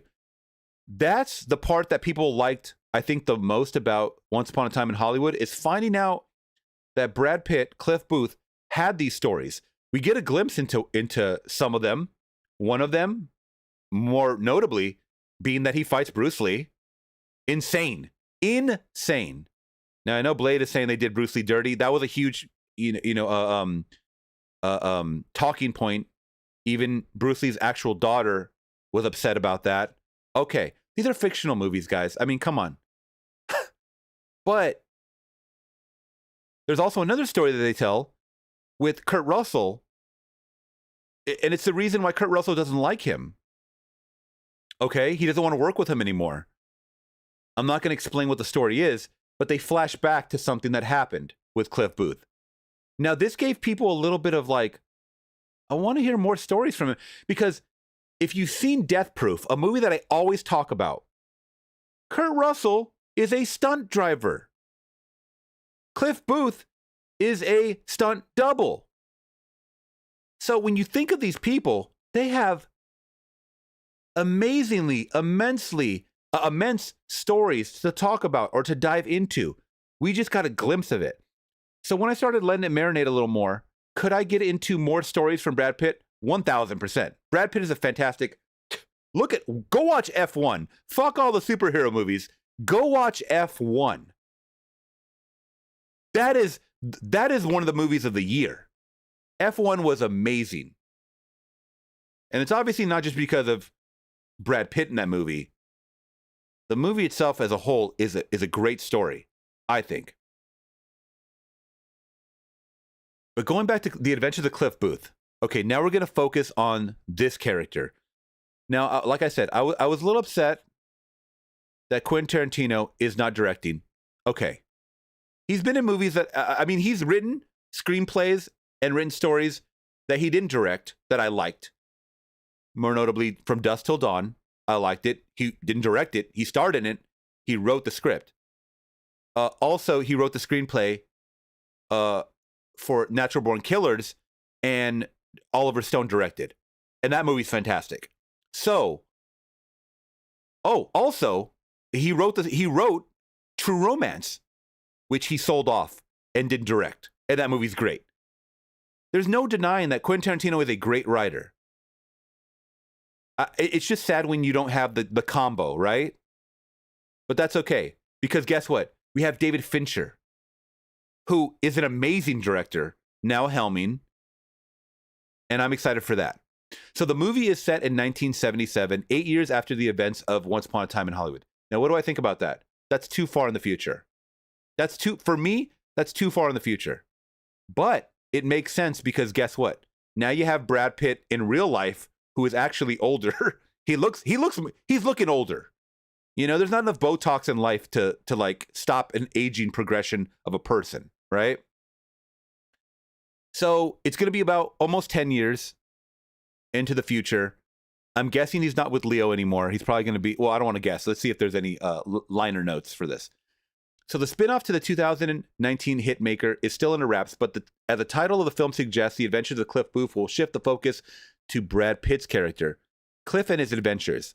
Since Cliff Booth was a stuntman in the previous film and DiCaprio will not be seen this time, fans are wondering how the movie will showcase the former taking up of adventurous jobs. Oh, that's easy. He's a freelancer, so we're going to see a lot of cameos from a lot of people, I'm guessing. And he's going to be stunt doubles or stunt. He could be a stunt car driver for a lot of different actors, I'm sure. And that's where we're going to get our amazing cameos. They're going to be throwing money at these guys. Quentin and David Fincher? Boy, they're going to get the cream of the crop right now. So I think we're going to get more, obviously adventures from Cliff Booth, but just him working with other people, the behind the scenes, all that jazz, right? Let's see. In the upcoming film, Brad Pitt is reprising his role as Rick Dalton, loyal pal and stuntman Cliff Booth from the 2019 film. Once again, I urge you guys to go watch that 2019 film. But it seems DiCaprio will not be appearing in this. That's fine. I mean, he's been in Once Upon a Time. He's been in Django. He's fantastic. Come on, we know him. Besides Pitt, The Adventures of Cliff Booth will feature Scott Caan. Okay, now we're giving some names. I don't even know who was announced to be in this. Or is it like Caan, like James Caan? Scott Caan. This is not his dad, is it? Oh my God, this is James Caan's son? Ah! I did not know this, y'all. I did not know this. I've seen this guy a bunch. I didn't know that this was James Caan's son. Wow! Okay, sorry guys to blow out your eardrums. This just blew me away. He's a pretty good actor. I haven't seen him in a lot, but he's just okay from what I've seen. Okay, I like that. Elizabeth Debicki, I like her too. Let me show you her if you guys haven't seen who she is. All right, so we're getting a young cast. She was like in gosh. Oh yeah, she played Princess Diana in a show. Very good actress, though. Oh, Yahya Abdul-Mateen II. Okay, very cool. So we got Candyman himself. He was also in what was he? I'm like drawing a blank. He was an Aquaman, right? Aquaman as the villain, I believe. Could be wrong about that. I think he was the villain in Aquaman. Oh yeah, he was in Matrix 4. I forgot about that one. Now it sucked. I didn't finish the movie. Carla Guggiano. Got a young cast, man. She's older, but you guys have seen her. Seasoned, man. Oh, what the hell did I just do? She's very seasoned. You guys have seen her. Gugino. Yeah, just looks like his dad, right? She's great. Holt McCallum. This is a long cast. Sorry, guys. Holt McCannell. Oh, I've seen this guy before. Okay. He's good. You guys have definitely seen this guy. All right. So this is a pretty good cast so far. JB Tardena. Don't know who that is. So I don't think it is. Don't know who he is. Just looks like a young guy. Young star on the rise, possibly. All right. Karen Karagulian.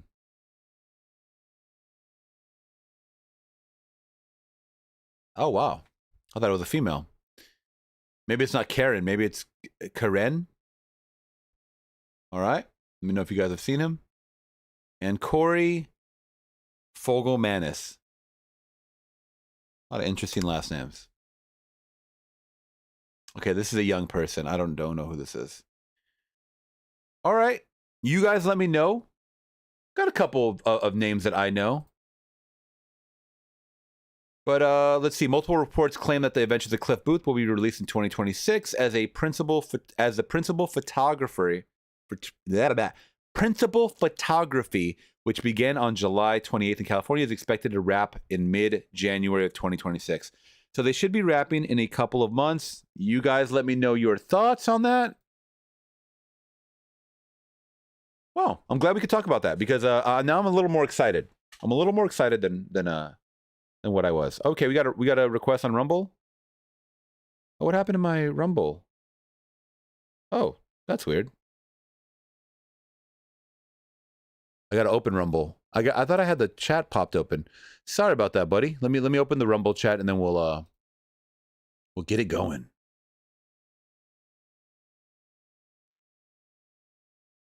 Oops. I'm not ready on Rumble over here. Howard Russ in the building. Thank you so much, my friend. Yeah, let me pop out that chat. All right. Oof, this coffee is kicking in, guys, so we might have to take a little break. We might have to take a little break over here. Thank you for the donations, guys. Let me read what's going on, and then we'll get into it. Benji is saying they coined Howard the Shock Jock back in the day. Yeah, and there was a guy named Benji also on the show. Midnight Express is excellent, Cleon is saying. Okay, very good. We got Ty Penticle in the building. Wasn't very shocking to me, though he was a notorious D-bag most of the time. There you go. I think that was part of the shtick. Alan is saying Midnight Express is a hard watch, but a great movie. There you go. Actually, turn this down. Arizona Bay in the building saying you'd love Dead Zone 1983. I have actually seen that movie. That's one of my favorite. It's one of my very first films that I saw since when I was a kid because my dad was into Stephen King. Love it. Love Christopher Walken. You get a big reaction from older subscribers. Yeah, it's a good one. Let's see. Captain Overewer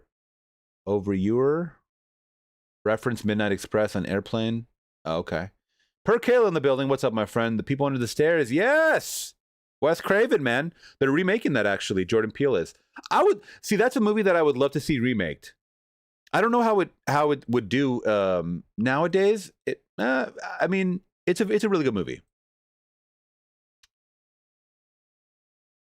Amanda's asking, if you were a villain in a superhero movie, what would your superhero name be? Well, I got to think about what would my name be and what would be my powers. But this is a good one for the chat, though, too, guys. So she has a question. If you were a villain in a superhero movie, what would it be? Can I put that on screen? No, I deleted that.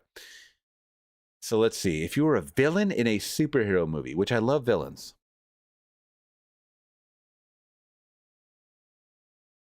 I would be called Captain Anti-PC, and I would just be hurling offensive phrases at people. Your political correctness cannot harm me. I'm Captain Anti-PC. Don't forget those feet shots. Yeah. Yeah, if Quinn's behind the camera, he's like, David, we're going to need you to pan down, please, a couple of times. All right, guys, this coffee is kicking in. I got to get going. I'll be right back, all right?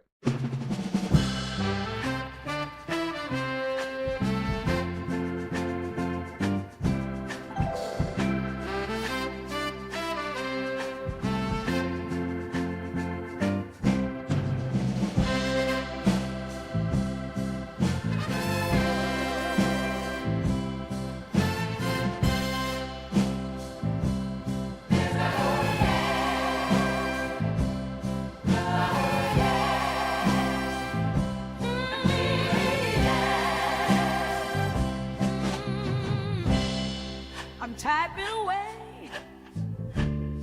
I'm in the zone. Lost in the world. My mind has flown. But there's a call I can't ignore.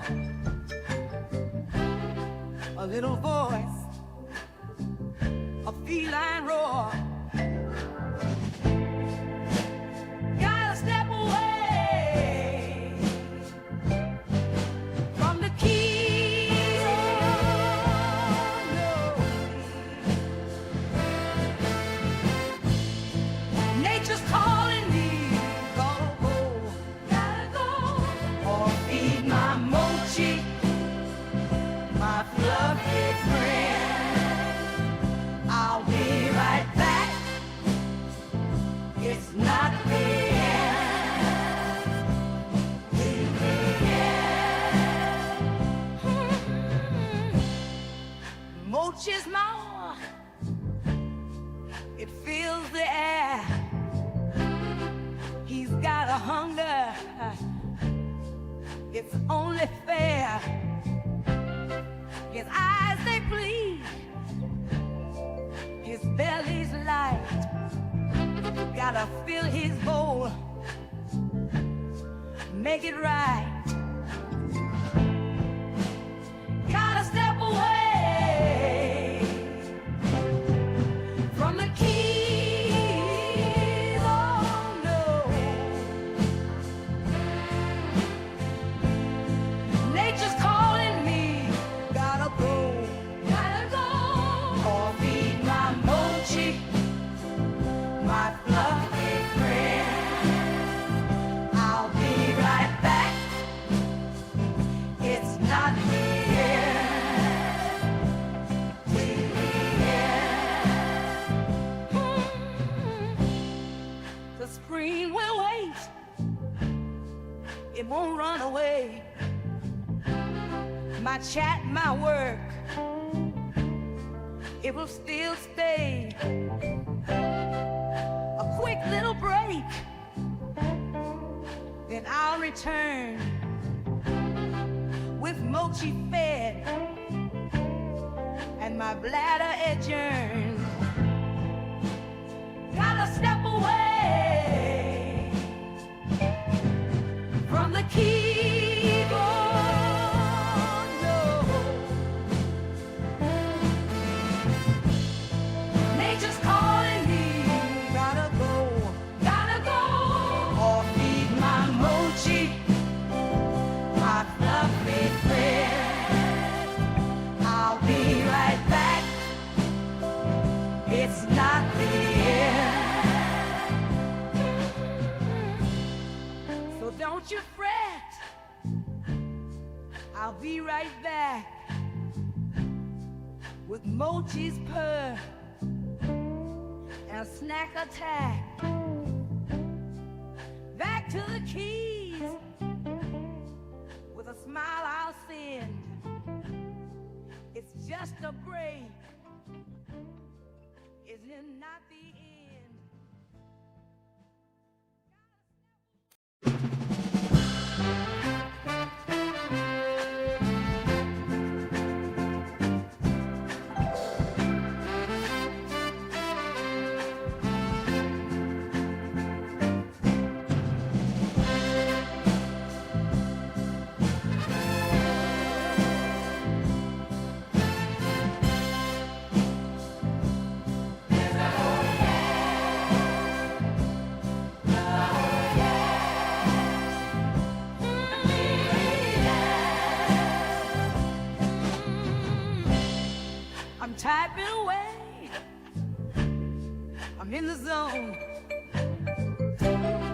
lost in the world.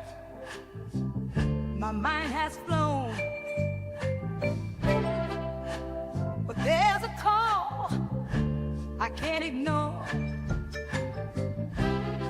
A little voice, a feline roar.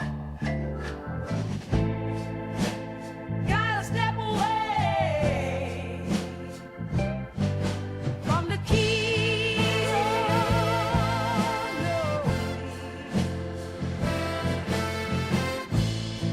Nature's calling me. Gotta go, or feed my mochi, my fluffy friend. I'll be right back. It's not the end. It's the end. Mochi's more. It fills the air. He's got a hunger. It's only fair. His eyes, they bleed. His belly's light. Gotta fill his bowl. Make it right. Gotta step away from the keys. Oh no. Nature's calling me. Gotta go. Gotta go. Or be my All right, Flix Talkers, and we are back. We are back. Code Red, Code Red. Y'all are funny, man. But thank you for understanding. Thank you so much for understanding. Yeah. It doesn't help that yesterday, this is going to be a TMI. You guys know I'm an open book. It doesn't help yesterday that all my meals were very spicy. Okay? They were very spicy. And everything from yesterday came out. All right, that's it. That's all. All right, let's get into a request from Howard Russ in the building. Howard, thank you so much over there on Rumble. By the way, we are multi-streaming on Rumble and on YouTube. Shouts out to everybody. I really love my communities here, guys. Thank you so much. Oh my gosh. I haven't seen this, Russ. Alan, I should say. Sydney Sweeney has great genes. Outrage. Okay, this is gonna lead into our next story because we have more Sydney Sweeney news, guys.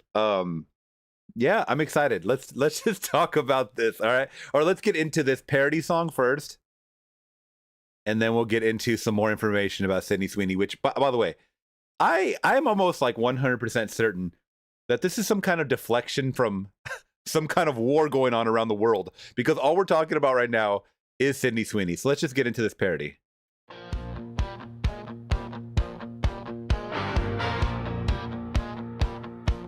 Sydney hit the screen in denim, blonde and smiling, clean and bright. American Eagle lit the fire, and the woke crowd said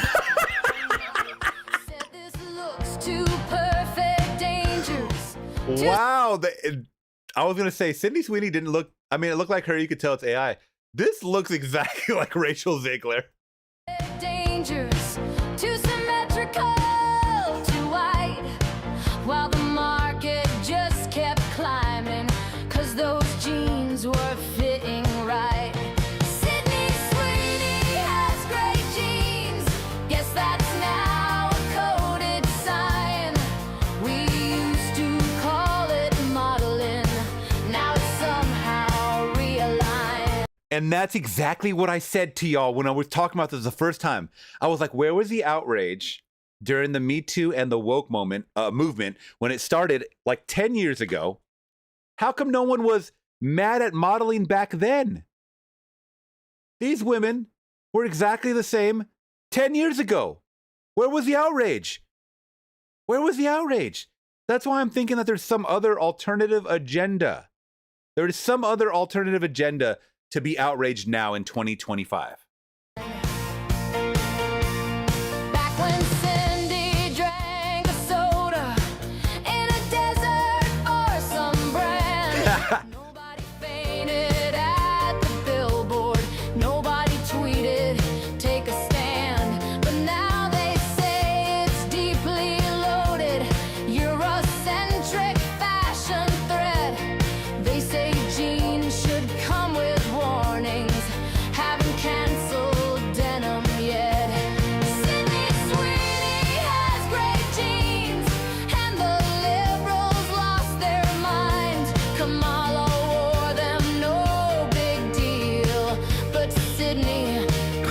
Hold on, I gotta remark on that book because she just came out with a book called 107 Days. It says 107 Days of Losing.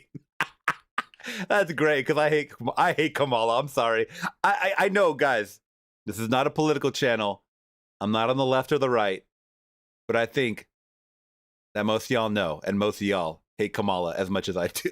No, I'm just joking. I'm speaking for myself. Sorry. But Sydney crossed the line. She said, I got them from my mama. They said you mean supremacy. She meant thighs and hips and stitching. That's exactly everything that they're saying is what I was saying last week. Saw coded tyranny. Okay, they made Trump look way too fashionable, bro. He doesn't look like this. I reviewed the footage, flagged the wheat field and her stance, called the backdrop rural silence, said the ad was just a glance from fascist pants.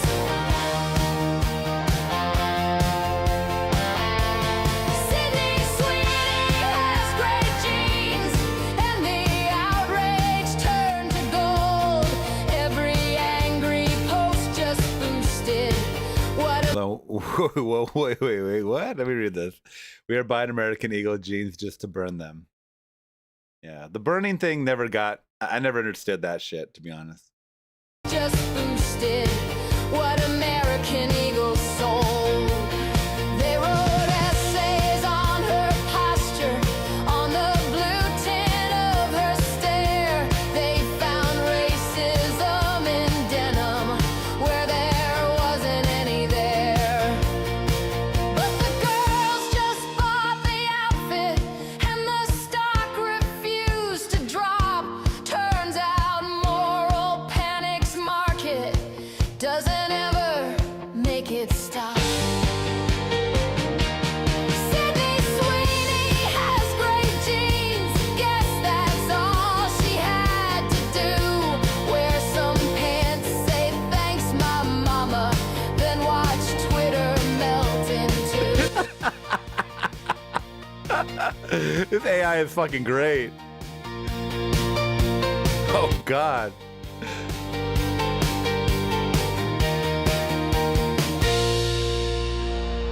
Wow. Amazing. Amazing, man. I love that. Sydney Sweeney has great genes. Guys, look it up. That was amazing, buddy. Thank you so much for that. Now, this is the thing. Did we forget that black, white, brown models modeled jeans once again 10 years ago? Did we forget that people of color as models existed? I think the world did, or else they wouldn't be saying that the only models in existence today are white. Guys, I showed a side-by-side comparison from last year that Beyonce did a Levi's ad in jeans. Levi's are like one of the making the most popular jeans on the planet. What the fuck are you talking about? What are we talking about, man? I'm sorry, Blade. I'm going to get to it in 1 second. Yes, I did see your request. We'll get to it, buddy. But yeah, I don't know why people all of a sudden have this selective outrage. It's ridiculous. It's ridiculous. Okay, I know you got to go, buddy. So we'll get this request in. Can you hang out for a couple minutes?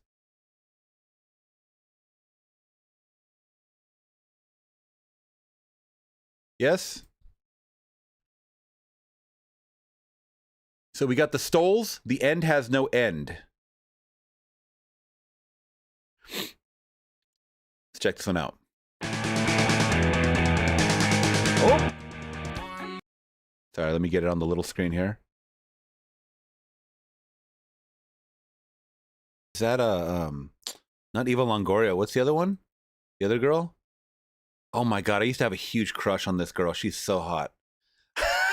I forgot what her name. Please, guys, what is her name? I used to be in love with this woman. I think she was dating or married to... She might be married to Ryan Gosling. I had to pause it. I'm sorry.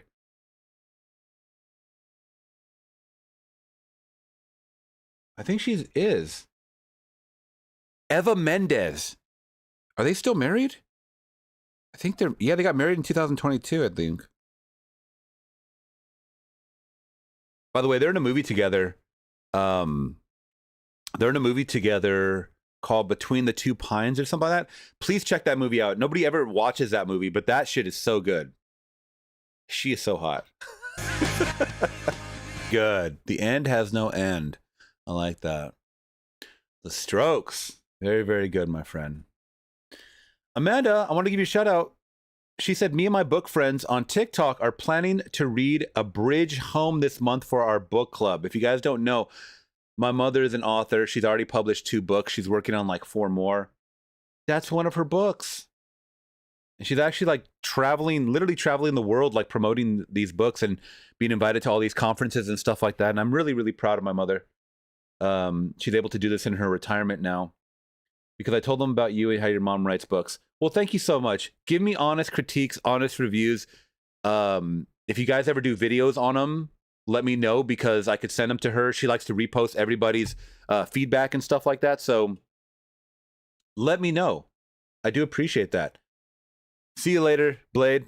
Have a good one, my friend. Take care. Thank you so much for that request. I will catch you next time, all right? Tuesday. Benji in the building saying, can we agree that David is the best movie reactor? I don't know if I would say that, but I do appreciate, I mean, I'm giving my thoughts along the way as much as I can, balancing the context of the movie, because he responds to all of his fans' comments. Can't say that about most. That's one thing I do try to do. I get a lot of comments too. So as much as I can, I'm trying to sift through and really respond to the most critical ones, I guess, or the most not just positive, but I've been getting a lot of negative comments recently. So sometimes I don't engage with those, but that's okay. Can't say that about most. Smokey and the Bandit was my favorite reaction of his. Thank you so much. Oh, Benji, Cannonball Run is coming up. Do I have it here? Yes, Cannonball Run is on Patreon, but the reaction will be coming very, very soon, my friend. All right? Very, very soon. Oh, it's not focusing in. Come on, you can do it, little camera. My camera sucks at autofocusing, sorry. But Cannonball Run is coming. That was very, very fun. Okay, we got some requests coming in, guys. So let me get back to the chat real quick, and then we'll get into it. Oh, this is what I wanted to ask you guys. Maybe I'll put up a poll really, really quick. Should I get back to uploading news clips on the channel? So basically, these stories that we talk about, guys, it's just a simple yes or no.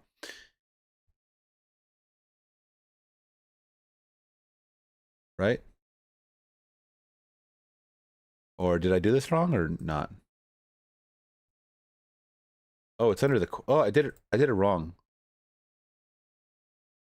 Oh, sorry, guys. I guess I did this wrong. I'm a boomer. All right. Oh, start a poll. That's what I meant to do. Sorry. I got to write it again. Should I get back to uploading news clips on the channel?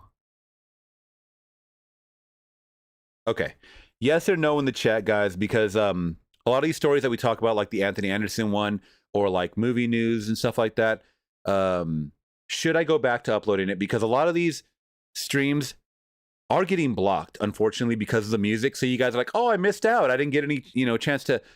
But if I take those clips and I edit them and I splice them up or whatever after, because I have the file, would you guys like be down to watch them in case you guys missed the stream?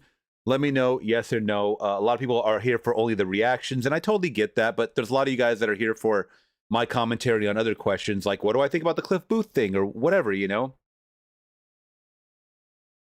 Please let me know. Okay, let's see. Let's get back to the chat, and then we'll get back into it. But thank you once again, Amanda, for that, and Benji for that amazing Amazing, amazing recognition. Thank you. Blade is saying, actually, I found out that fasting will help you stay looking younger as eating feeds zombie cells, dead cells that spread and causes cancer to arise. What? Does anybody know about that? I have no clue what he's talking about. Why does he look like old Biff that got married to Marty McFly's mom, the actor's dad? Let's see. Amanda's saying, my superhero name would be Stormbreaker. I like that. My powers would be controlling the weather. Well, there you go, just like Storm. Words with Weight would say is saying, would the Invisible Man be considered a villain? Based on the movies that I've seen, I would say yes, because he ends up, well, it's kind of like a Frankenstein situation, right? Where Frankenstein builds his monster and people see him as a threat, even though he's not. He's just existing. Like he doesn't know. Like, but I think people look at the Invisible Man as a villain.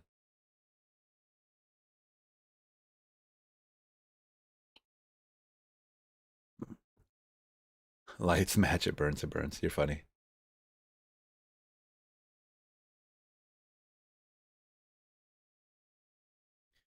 Alan just sent me a request, guys. I've got a request, but I don't know how dirty is too dirty for you. Well, I guess we'll get into it in a second and we'll see. I'll warn people ahead of time. Per Kayla is saying, people get their panties in a bunch over nothing nowadays. That's why Mel Brooks could never make a movie today. Well, he is planning, if he can survive it, Spaceballs 2. If he can live until the production's done, which is like in 2027, I think, he'll be over 100 years old. Then, I mean, and once again, I don't think you can make Blazing Saddles in 2025. There's no way. There's absolutely no way. There'd be too much outrage, I think.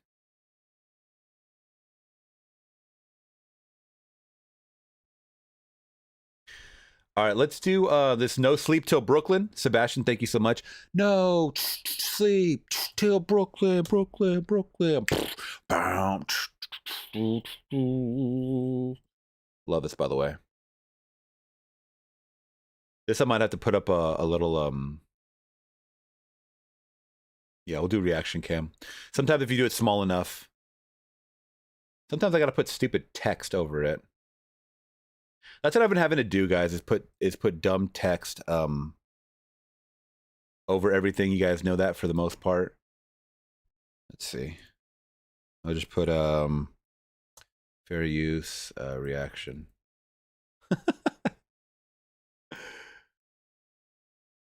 I gotta do it, guys. I'm so sorry sometimes. I'm sorry. YouTube hates me. And if you're on Rumble, you guys are like, what is happening right now? I know. Trust me. I hate to do it, but you know what? I don't like my stream getting blocked. And this is how I've been evading jail, so to speak. All right? Love that, man. Fucking love that. You know what my favorite Beastie Boys song is, guys? I'm gonna show you right now. This shit was so hard. I'm only gonna play a little bit of it. This shit was so hard.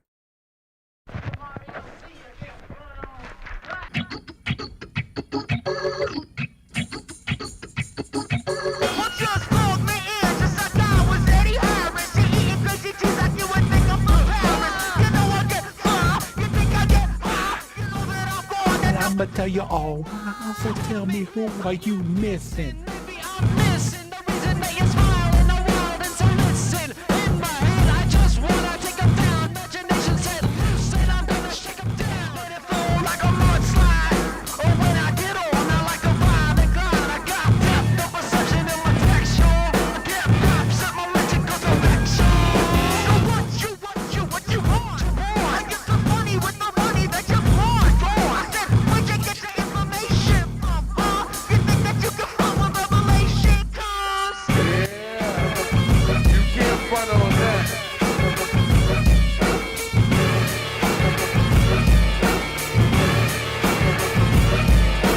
Call me Mike, the flippin' man. I'm like Spoonie G. Well, I'm the metropolitan. Yeah, but my Chevy and Okay, This song goes so hard. I could play this in the car. Of course, like Sabotage and stuff like that, but guys. BC Boys are very nostalgic for me. I had a good buddy in high school too that was like obsessed, and he would show me all of the. He had records. He had all the vinyl too. He would collect. He was a vinyl collector. Even in the early 2000s, he was collecting vinyl, and that was kind of like the era where everybody was going from tapes to CDs. You know. Years later, it was digital. You know, so it's crazy how far we've come. All right, Alan, are you ready? Are you ready, buddy? We're going to play a request right here. It says, this is of David's X-rated album. Off. Other than that, he's the grandfather of outlaw country. Okay. I don't know what that means, but we'll get into it. You still have your cassettes? Oh, okay, that's cool, man. You're a collector. You are definitely a collector. I don't even have any CDs anymore. I used to have them in my CDs in the in those fold out books or whatever they call them. I don't remember what they're called, the carrying cases and stuff. All right, so we got David Allan Coe Whips and Things. Okay. It says adults only. Oh my Lord. Okay, what are you showing me here? As long as this is no racist stuff. Is it racist? I don't care, you know, about all the other stuff being nasty, but as long as it's not racist, I don't. That will get me messed up over here on YouTube. Thank you. I'm trusting you, buddy. I'm trusting you because last time we accidentally showed some boobies on stream. All right, guys, we're gonna be here a little longer though than 2 hours, so we'll get it going. We're gonna do this song for Useless.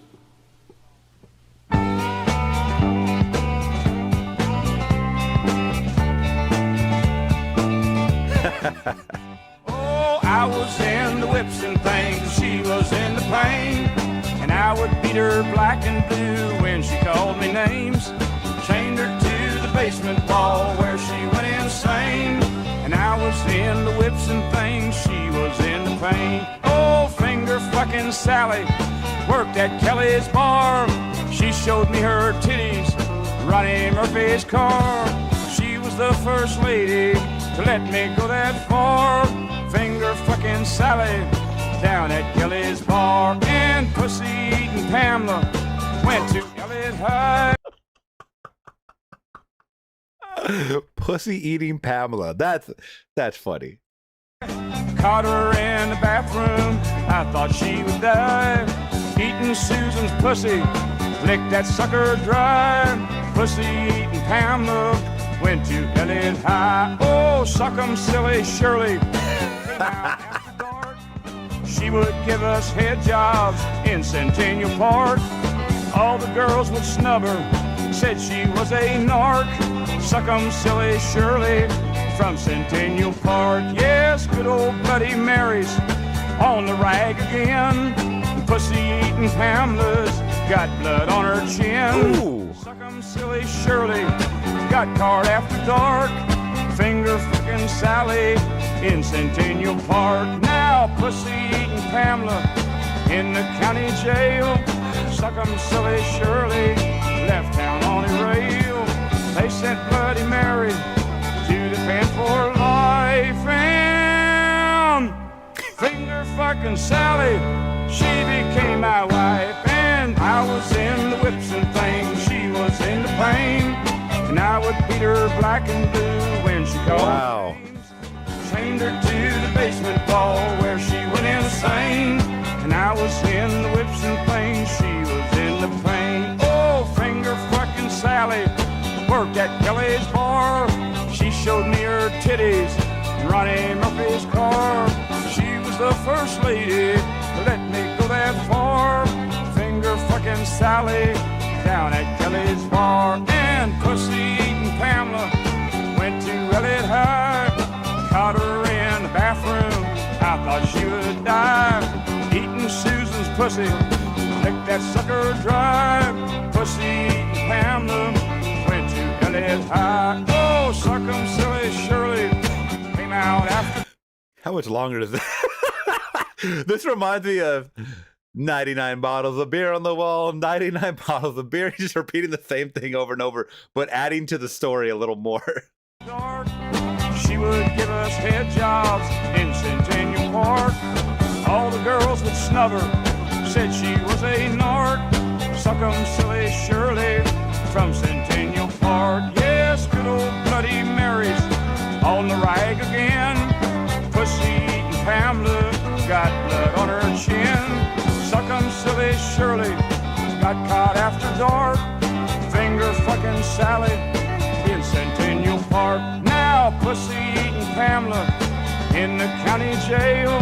Suck 'em silly Shirley left town on a rail. They sent Bloody Mary to the pen for life. And finger fucking Sally, she became my wife. Oh, I was in the whips and things and she was in the pain. And I would beat her black and blue when she called me names. Chained her to the basement wall where she went insane. Wow, what a treat, man. What a treat. Once again, David Allan Coe, Whips and Things. Or Things, but I'm going to say Thangs. All right. That was very entertaining. That was good. Never heard that. But I'm glad I did. All right. So let's go back to the Sydney Sweeney stuff, guys. So thank you so much for Alan showing me that AI Sydney Sweeney. That was hilarious. I might include that in the clip. So now we have more people backing Sydney Sweeney, because all we've been seeing is a lot of people that are going after Sydney Sweeney, not liking what she did, talking about her good genes or whatever. So now we have Bill Maher giving his opinion on things. Now, Bill Maher's traditionally been a leftist. He's been on the left, meaning that he's would most likely support the mob. But you know what? He's actually been a little more level-headed when it comes to certain issues. I think he's a little more conservative than a lot of people like to think. He's met with Trump recently. A lot of people didn't like that because he said Trump was actually a very pleasant guy. People are like, how dare you? You should have assassinated him. You know what I mean? Like, people have a deep hatred for certain political people. But that's neither here nor there. He weighed in on the whole Sydney Sweeney thing, and these are some of his thoughts. And in other uncomfortable racial news, sad news, we found out this week that Sydney Sweeney is a Nazi. That was just... no, she's not. But you all see the ad that she's out there. This is a very important ad that we're seeing now. There she is, dressed like Jay Leno in all blue denim.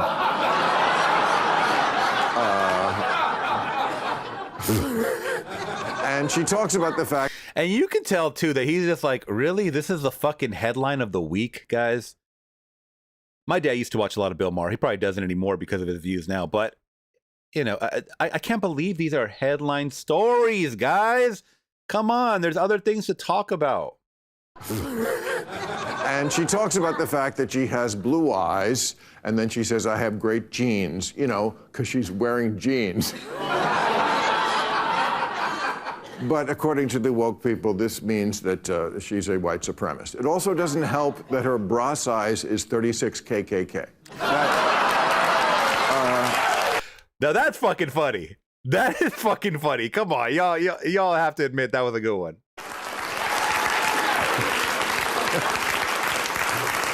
And that the name she gave her tits is the Proud Boys. But other than that, no, it's.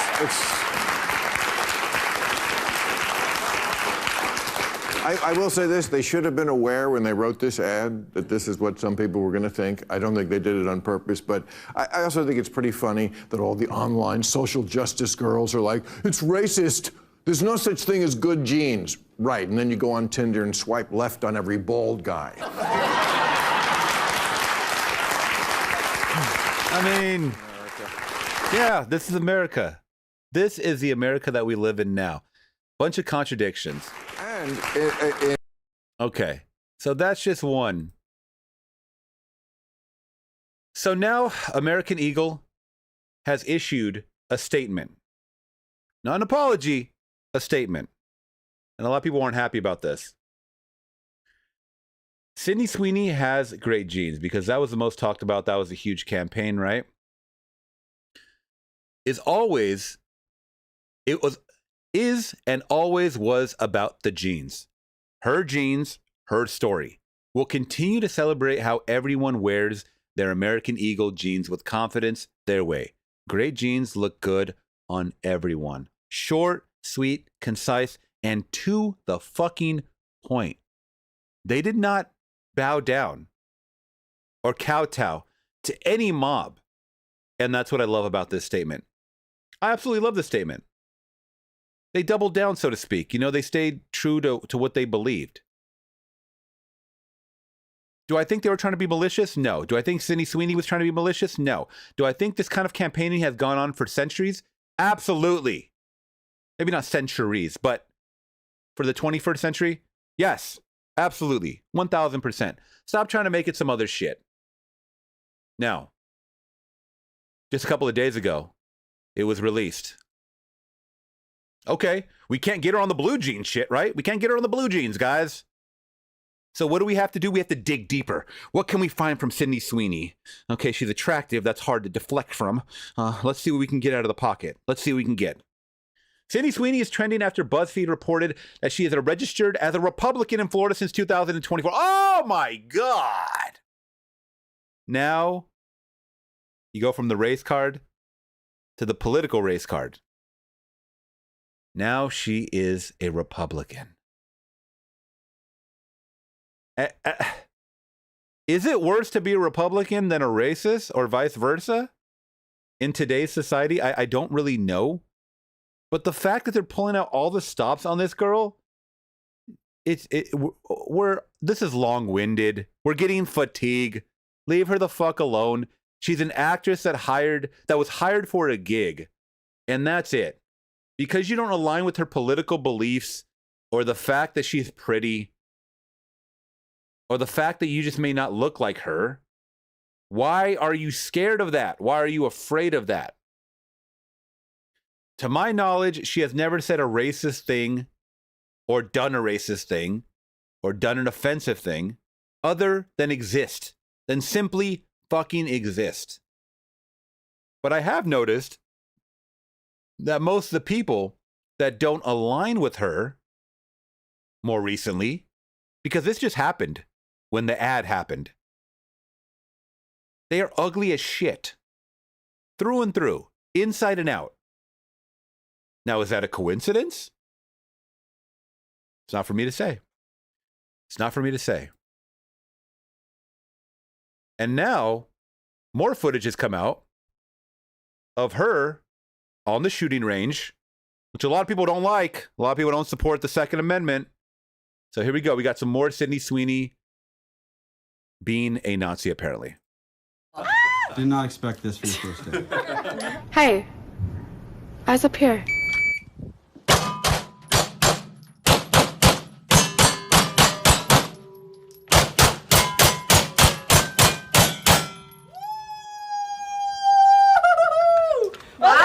So you know what this is going to do, guys?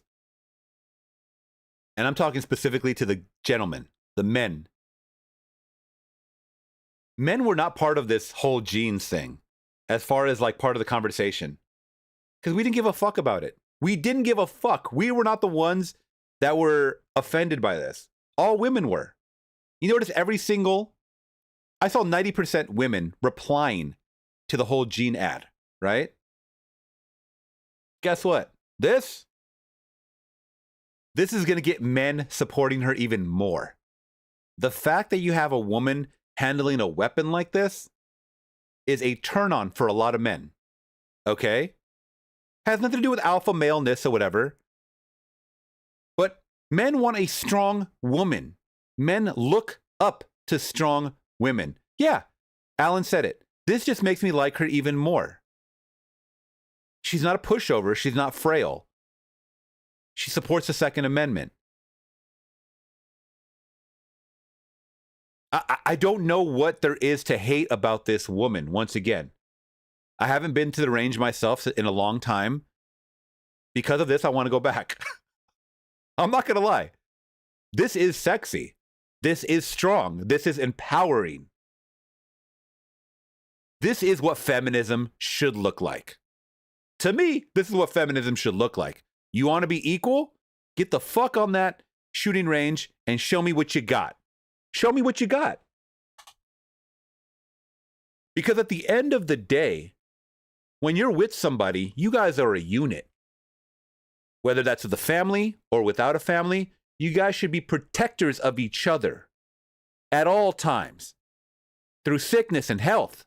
Did y'all forget that? It takes two to tango. We need a strong person living with us. We need a strong person taking care of us or the children or whatever that may be. This is going to look great for her in the end. I'm telling you guys.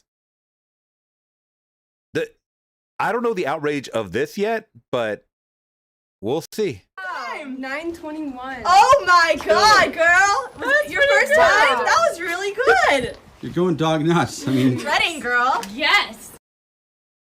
Sydney Sweeney has great splits.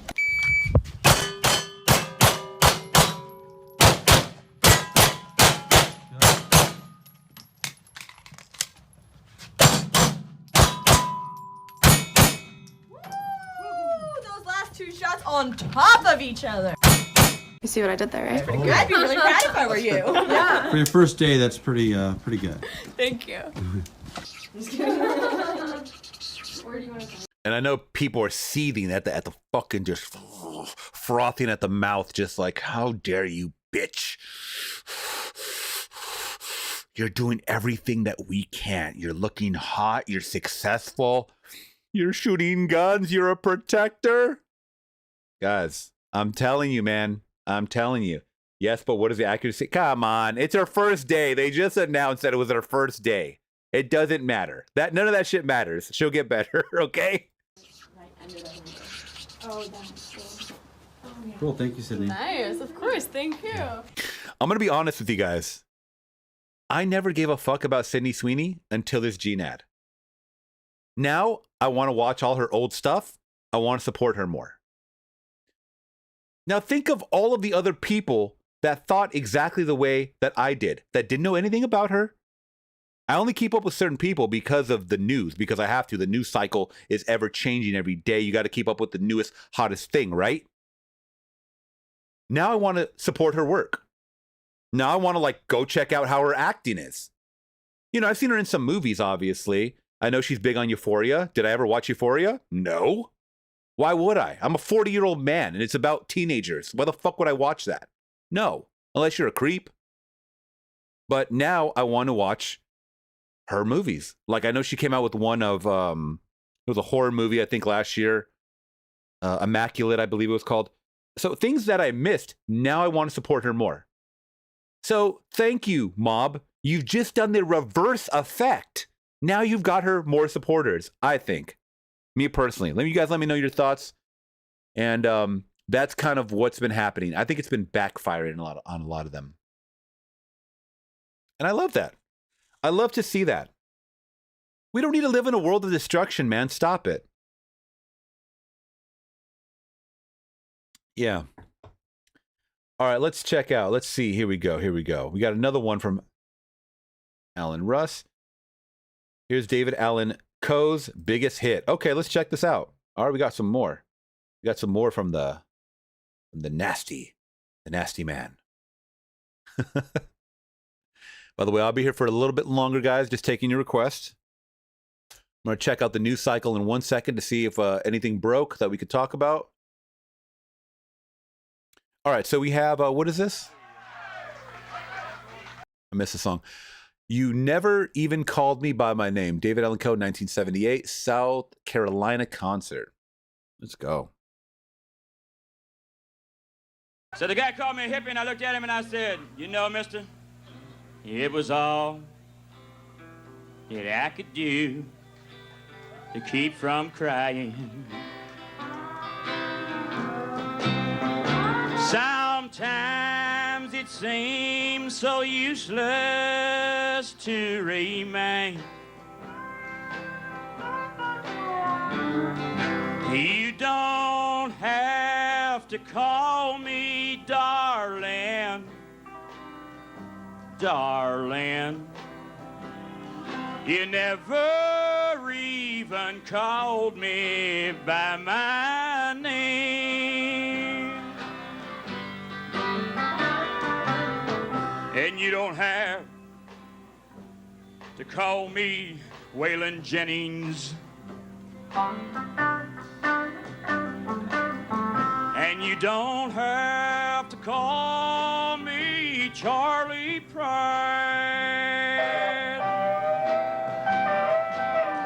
And you don't have to call me Merle Haggard anymore. Even though you're on my fighting side, and I'll hang around as long as you will let me. I never minded standing in the rain. Got 3 backup dancers, huh? Backup singers. You don't have to call me darling,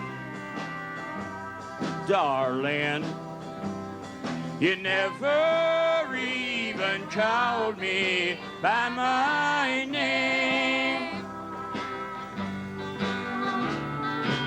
You know, a friend of mine named Steve Goodman wrote that song, and he told me it was the perfect country and western song.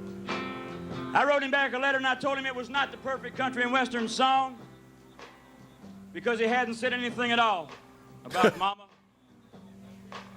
or trains, or trucks, or prison, or getting drunk. Well, he wrote another verse to the song and he sent it to me, and after reading it, I realized that my friend had written the perfect country and western song. We felt obliged to put it out as our new single. The last verse goes like this here. I was drunk the day my mom got out of prison. He nailed all those points in that one sentence. That's funny. And I went to pick her up in the rain. But before I could get to the station in my pickup truck, she got run over by a damned old train. And I'll hang around as long as you will let me. Thank you. I never minded standing in the rain.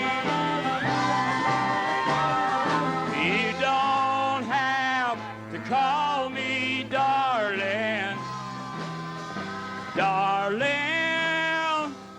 You never even called me. I wonder why you don't call me. Why don't you ever call me by my name?